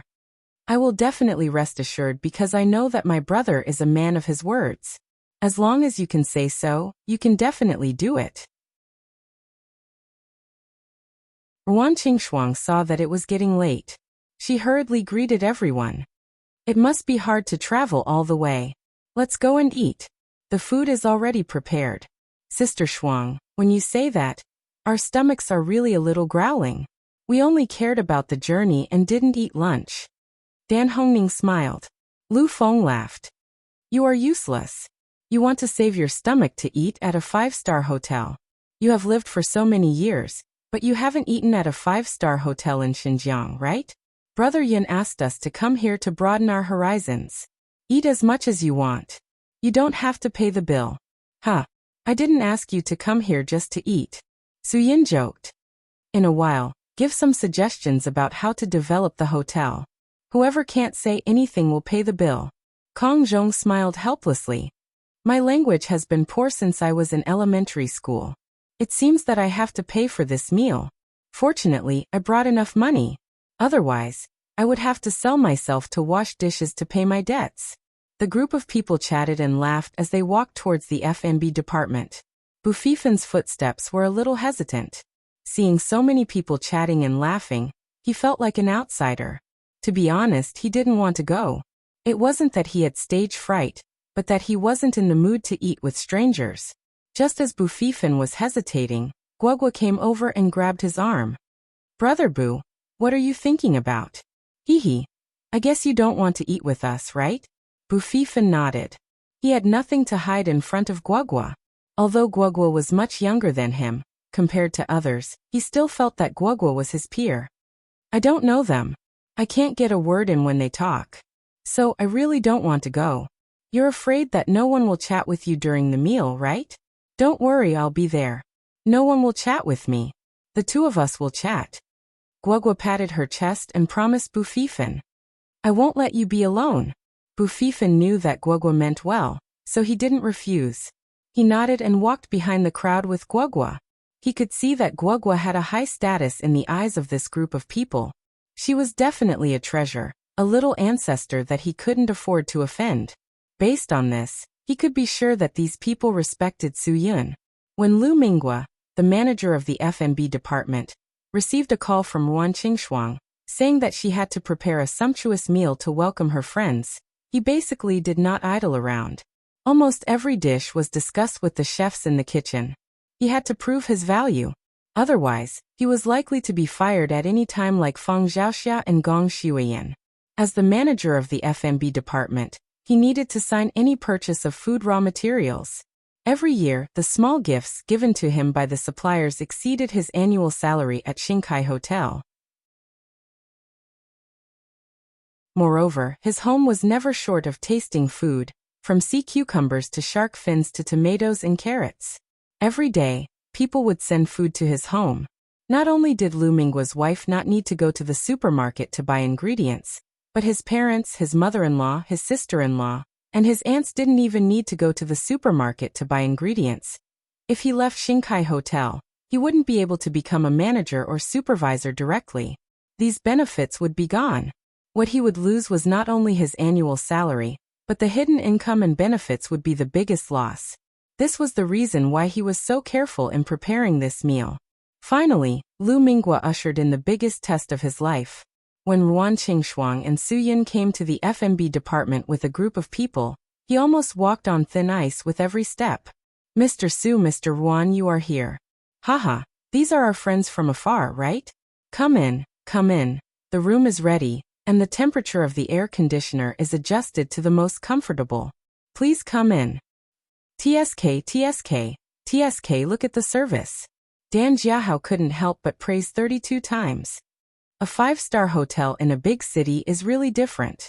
The service here can't be described as at home. LV Winnie rolled her eyes at Dan Jiahao and scolded with a smile. If you study well and know more idioms, I don't know how arrogant you will be. Don't talk nonsense. Don't let others laugh at you and embarrass Brother Yun and Sister Shuang. Under Lu Minggua's hospitality, everyone was seated. Su Yun and Ruan Qingshuang naturally sat in the main seat and lined up in order. When everyone was seated, a waiter immediately poured tea. Lu Minghua didn't know what wine they wanted to drink, so he could only prepare both red and white wine. He was quite exaggerated. He directly asked the waiter to push the wine cart in, which was densely packed with all kinds of expensive drinks. Mr. Su, what do you think we should drink? Lu Minghua asked cautiously. They are not used to drinking Wuliangye Mao Tai. You just give me a box of the Confucius family's wine that they all like to drink. Su Yun, because Ruan Qingshuang, Chou Yun and LV Winnie were there, He asked Lu Mingwa to look after them and give them a bottle of red wine. This treatment was so good that Chang and the three tigers of Nanqing were about to raise their tails. The feeling of being served is really good. Brother, you definitely didn't ask us to come this time to let us enjoy. Are you going to let us stay here and serve people? Smart. Su Yun said. After the dishes are served, I will slowly talk to you.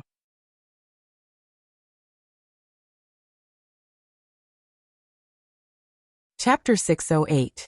Eating and drinking were secondary. Compared to these luxuries, the three tigers of Nanqing wanted to know why Su Yun asked them to come here. They didn't want to be people waiting to die. In the past, they might have thought that it was good to just eat and wait for death, but now it was different. All of Su Yun's actions were stimulating their progress. Big brother Yun, hurry up and say it. Don't hide it anymore. We're all dying of anxiety. What can we do here? Dan Honing finally couldn't hold it in. When we heard from Chang that you asked us to come here, we knew that you must be doing something big. Brother, you definitely wouldn't ask us to come to Shenzhen just to eat some delicacies, right? Su Yun nodded. Of course. As you can see, this hotel is much bigger than the medicinal cuisine hotel in Hudong, so I need your help. There are many things in the hotel that need to be changed. Perhaps these changes will affect the hotel's efficiency, so I need your help more. Lu Feng surveyed his surroundings. He had never seen such a luxurious VIP room before.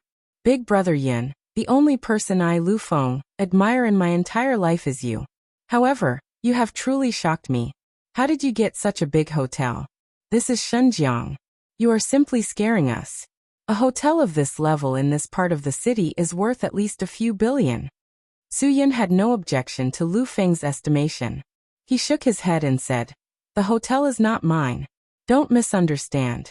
Sister Shuang and I are here to help a friend. Of course, I asked you to come here to make money. Although this hotel is not mine and Sister Shuang's, I hope you treat it like our own hotel. Who owns such a big hotel? Dan Jiahao asked. He really wanted to meet Brother Yun's friend. He was too awesome. Su Yun pointed at Bu Fifan, who was sitting next to Guogua, and said directly, it's his. Bu Fifan was dumbfounded. In an instant, everyone's eyes were fixed on him, making him feel uncomfortable. Su Yun was too fond of surprise attacks, leaving people completely unprepared. If Guogua had not secretly grabbed Bu Fifan's hand and given him confidence and strength, Bu Fifan would have had the urge to dig a hole in the ground. Him. Everyone exclaimed in unison. It was not that they did not notice this child when they arrived, but after all, Bu Fifan was only a 13-year-old child. He was not enough to attract everyone's attention. They had always thought that it was the child of one of Su Yun's friends, so they didn't pay much attention to it. Who knew that at such a young age, he was actually the owner of such a big 5-star hotel? Dan Jiahao sucked in a breath of cold air. This guy was 4 or 5 years younger than him. Look at how he mingled. He had mingled with such a big hotel, but he didn't have anything. If Brother Yun hadn't led him to the right path, he probably wouldn't have the savings of more than 100,000 yuan in his bank account. What could 100,000 yuan do in today's society? Today's meal alone costs tens of thousands of yuan. If there were 2 more bottles of Lafite, 100,000 yuan might not even be enough. Brother, you're awesome. I really admire you. You. Forget it, I don't want to talk about it. I feel too inferior in my heart. Dan Jiahao shook his head, took a sip of wine, and felt depressed. There was always someone better than you. What a difference. Bu Fifan was also modest. I don't have the ability. The hotel was left to me by Aunt Yi. It's because I don't have the ability to manage it that's why I asked Aunt Shuang to help me. Hearing this, Chang and the 3 tigers of Southern City had subtle psychological changes. Because the hotel did not belong to Su Yun, they more or less felt that something was wrong. Of course, Su Yun could see the subtle psychological changes, but Su Yun did not say anything. He just smiled, hoping to hear Bu Fifan continue. Now that I've received your help, I'm very grateful. Bu Fifan said. Of course, I also know that you definitely feel that there's no reason to help me. You're all relying on my godfather and Aunt Shuang to help me. I, Bu Fifan, thank you all. After that, Bu Fifan raised his wine glass. I sincerely express my gratitude to all of you. Let's drink first. Bu Fifen's words not only shocked Chang and the others, but also shocked Su Yun and Ruan Qingxuang. Even a monster like Guogua did not expect that Bu Fifen would suddenly recognize Su Yun as his godfather at this time. One had to know that he had always been calling Su Yun Old Su. Even if he had to admit that Yi Fala had appointed him as his guardian, he had never called him godfather. Su Yun smiled, very satisfied with Bu Fifen's adaptability. It could be said that Bu Fifen was very smart. He knew very well who these friends from afar were doing this for. If he did not have such a close relationship with Su Yun, Chang and the others would not have helped him sincerely. They would not have treated this hotel as their own home. Guogua was very happy. She had been prepared to share Su Yun with Bu Fifen from the beginning. As a little girl without a family, she especially wanted to have more family. In addition, Bu Fifen also had a tragic childhood like her. Guogua treated Bu Fifen as her brother from the bottom of her heart. Now that Bu Fifen had acknowledged Su Yun, she was naturally happy. Actually, Bu Fifen finished his wine and looked at Su Yun. I prefer to call you Old Su. I think that's more intimate. Su Yun waved his hand indifferently. You can call me whatever you like. I don't care. I'm already very happy that you can acknowledge me as Yi Fala's appointed guardian. Since you've changed your way of addressing me, I have to say something too. Drink less in the future. Bu Fifen scratched his head embarrassedly and put down his wine glass. We're all family. Your business is our business. Chang also took the lead to express his opinion. Even if you're not Brother Yun's godson, if Brother Yun asks us to do something, we'll definitely do it without hesitation. You drank all the wine just now, so let's drink up too. Under Chang's lead, everyone toasted. Guogua looked at Bu Fifen with a smile. You've already called Old Su your godfather. Shouldn't you follow me and change the way you address my mother? Bu Fifen was stunned. He naturally knew who Guogua was referring to. Ruan Qingxuang was embarrassed when she heard that. She hurriedly said, Guogua, you're talking nonsense again. Be good and eat. Can't all the delicious food stop your mouth? Auntie Shuang, Guogua is right. Bu Fifen said. It's not too much for me to call you mother. It's just that I've always called Auntie Yi, who I'm indebted to, so I really don't know how to address you. But I'll definitely treat you like my mother, just like how I treat Auntie Yi. Ruan Qingxuang was really satisfied with Bu Fifen's words. She didn't expect that she would have a son and a daughter before even getting married. She even had a son. To be honest, Ruan Qingxuang really couldn't accept such a big boy calling her mother. I still think it's more appropriate for you to call me Auntie Shuang, but I'll definitely treat you like how I treat Guogua. We're all family. Su Yun was very satisfied. He turned to Chang and said, Tomorrow, I'll arrange for you and Little Bu to be the manager's assistant in the administrative office. The manager of the administrative office is called Go Qingjun. I don't need to say more. You know my purpose. I want Little Bu to understand the management of the hotel as soon as possible. You also need to understand everything from Go Qingjun as soon as possible. Be prepared to let him go at any time. Understood. Chang nodded. He knew that Brother Yun had sent them here for a purpose. LV Weni, I haven't seen you in a long time. You've become prettier. Su Yun smiled slightly. Jiahao treats you well, right? LV Weni smiled shyly. Pretty well. Thank you, Brother Yun, for your concern. I remember that once when I had a meal with your brother, he said that you studied finance. Right now, the position of the hotel's finance director is empty. I hope you can take it tomorrow. Su Yun said, How about it? It shouldn't be difficult, right? When Dan Jiahao heard that, he hurriedly said, Brother Yun, you're letting her take on such an important position. Don't you worry? Shut up. It's none of your business. Of course, I trust my own family. Su Yun glared at Dan Jiahao. His gaze was still firmly fixed on LV Weni. Dan Jiahao obediently shut up. LV Weni seemed to be infected by Su Yun's encouragement. She nodded with a firm gaze. Since Brother Yun trusts me, then I promise to complete the task. That's for the best. Let Sister Shuang cooperate with you to understand the hotel's accounts. I believe you can quickly get used to it. Su Yun said. As long as you're confident, there won't be a problem. Okay. LV Winnie nodded. At this time, the 3 tigers of Nanqing and Shanxi were ready to be ordered at any time. Su Yun naturally appointed them one by one. Dan Hongning, go to the Human Resources Department tomorrow. Find the Human Resources Manager Gu Yu as an assistant. Lu Feng, go to the Marketing Department and find Yao Shanshan as an assistant. Your task is the same as Chang's.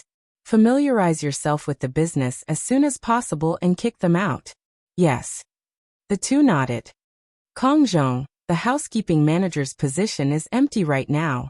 I'll leave it to you. Su Yun said. Recently, there have been a lot of prostitutes coming to the hotel for sex.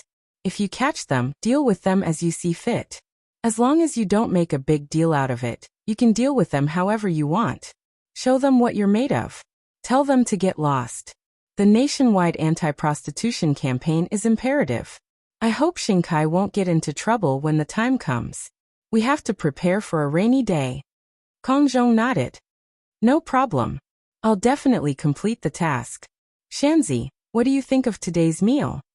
Su Yun smiled slightly and said to Shanxi, you're also the head chef of our Hudong Medicinal Cuisine Hotel. Give some comments.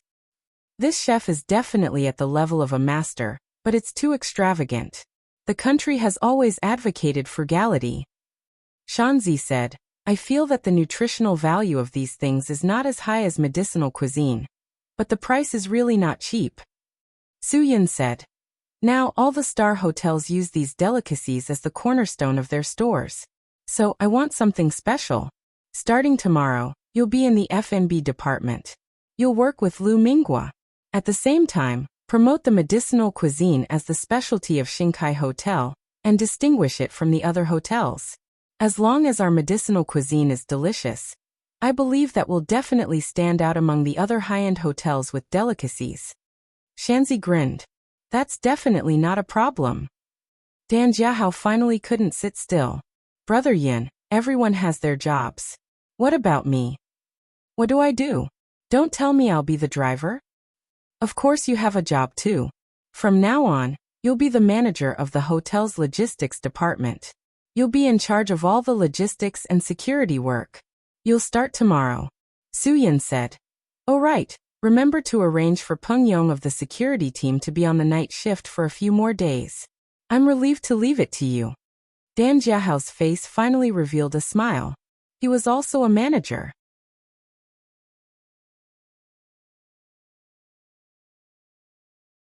Chapter 609. After arranging everything, Su Yun set off for Xingkai Hotel again.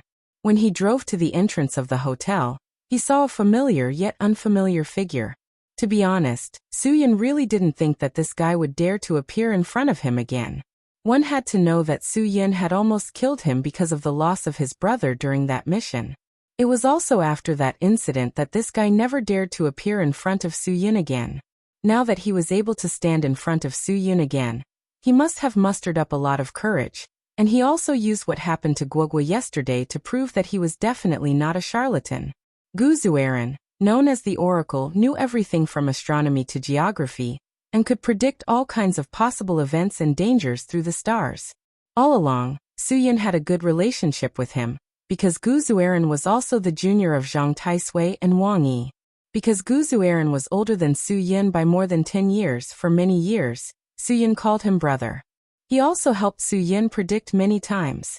But it was that mission that Gu Zueran predicted would go smoothly, but because of the betrayal of the higher-ups of the police, Su Yun's Dragon Fury team lost Yin Long during the mission. Su Yun, who had nowhere to vent his anger, naturally burned his anger on Gu Zueran, saying that he was full of nonsense.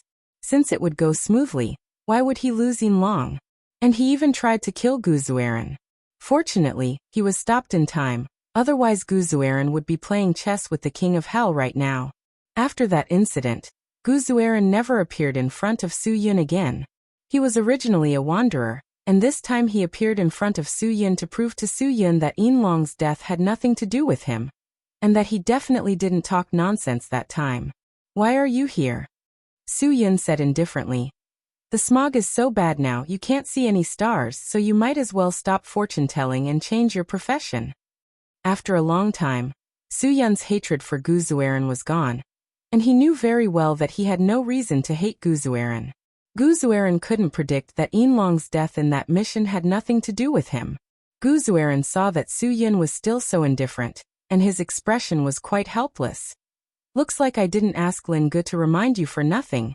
You still rushed back to Xinjiang in time to solve the problem. Don't flatter yourself. I didn't come back to Xinjiang because of you, but because I was about to come back at this time. And not because of the bullshit words you asked Lin Gu to pass on to me. Su Yun obviously wouldn't admit that Gu Zueran predicted that Xinjiang would be in danger because of his face. Gu Zueran didn't argue with Su Yun, and only smiled faintly. It's good that you came back. I didn't expect you to appreciate it. It's good that I know. At the time, I knew that you wouldn't fall forever because of that one thing. Stars will rise one day, and you will achieve great things one day. All of this is fated. Don't say this to me. I don't believe in fate. Ever since that incident, I don't believe in bullshit fate. Su Yun. I don't believe that Yinlong's death was fated, and that it happened because of my carelessness. Don't try to teach me bullshit fate. I only believe that people can conquer the heavens. Gu Zueran nodded. That's right, fate is fixed, but people have the power to change it, I admit this. Since you admit it, then why did you come here to find me? What do you want to prove to me? If you want to prove that you predicted that Xinjiang would be in trouble, and needed me to come back to resolve it, then fine, you win. You've already proven it. Do you still need me to applaud you? Su Yun.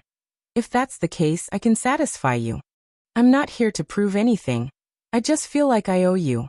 I know it's time to help you, Gu Zueran said. Su Yun snorted. Unfortunately, I don't need you to help me. I'll walk my own path.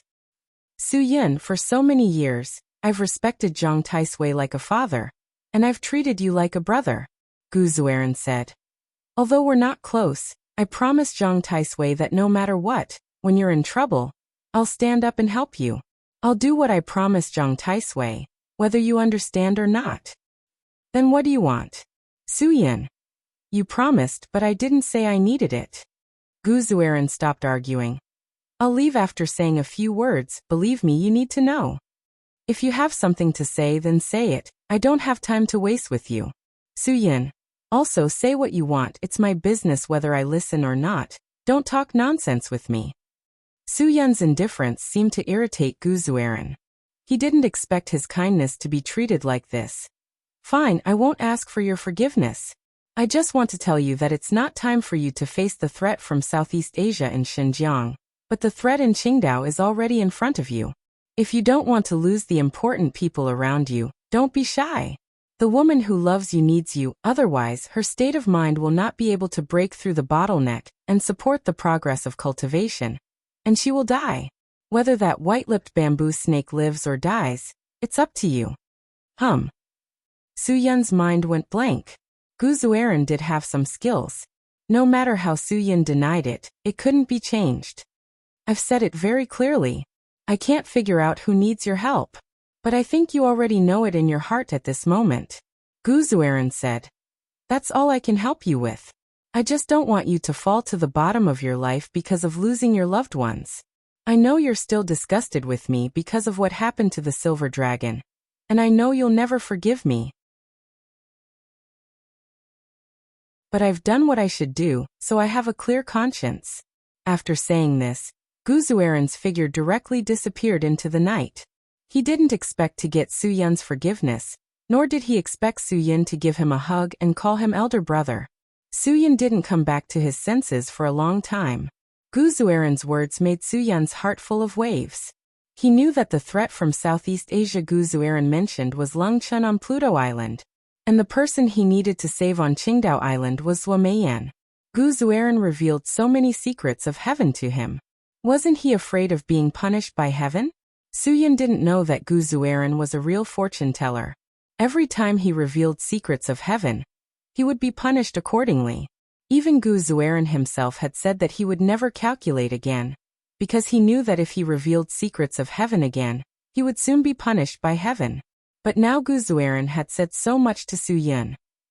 He couldn't possibly be risking the threat of heaven's punishment just to prove himself. Gu Zueran did this because he wanted to fulfill his promise to Zhang Taisui. He wanted to be responsible to this little brother of his who they didn't interact much, but felt like old friends at first sight. Elder brother.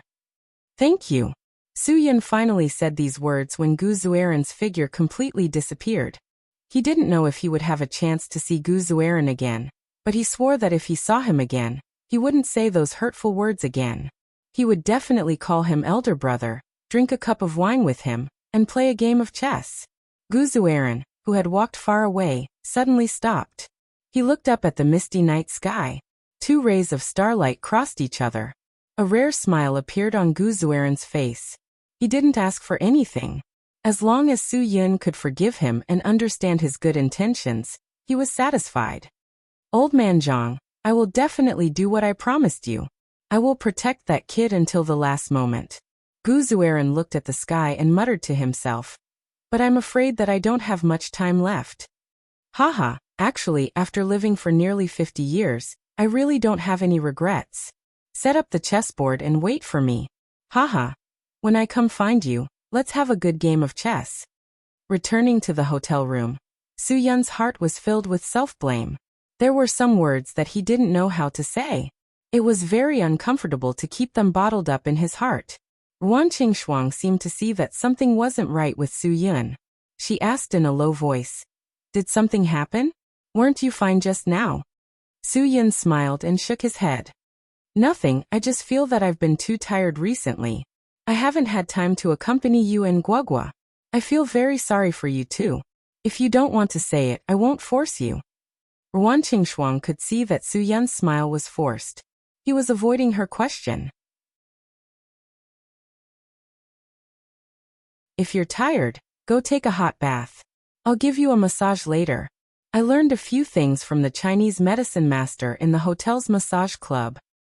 Really? Su Yun didn't want Ruan Qingshuang to worry. He quickly put away his sadness. Then I'll do as you say. Well, the jacuzzi in the bathroom is so big. It's too wasteful for me to take a bath alone. Ha, why don't we go together? Ruan Qingshuang blushed. She pretended to be angry and said, "What nonsense are you talking about? Hurry up and take a bath. I'll prepare a change of clothes for you. Really, there's a child next door. How can you talk so casually?" As Ruan Qingshuang spoke, she went to find a change of clothes for Su Yun. However, her heart was beating wildly. She was imagining what if the two of them were really in the bathtub together. Just as she started to think, Ruan Qingshuang blushed. She screamed and ran away quickly. It was too embarrassing. Just thinking about it made her heart beat faster, and her face blush. Because the change of clothes brought by Su Yun was in the other room. When Ruan Qingshuang came to take the clothes, Guogua saw Ruan Qingshuang's red face at a glance. She immediately ran to Ruan Qingshuang curiously and asked with a smile, "Mom, did my dad say something sweet to you? Why is your face so red?" Ruan Qingshuang glared at Guogua and left with the clothes. She didn't dare to say anything. However, when Guogua saw Ruan Qingshuang take away Su Yun's clothes, she suddenly understood and nodded. She said to herself, "So they want to take a bath together." Bufifan happened to be playing in Guogua's room. When he heard that, his eyes widened and he exclaimed, "No way, old Su is quite romantic. When I first met him, I thought he was very serious." You're tuning in to the Earbook Haven YouTube channel. Don't forget to subscribe and join us on this journey to catch the most captivating stories.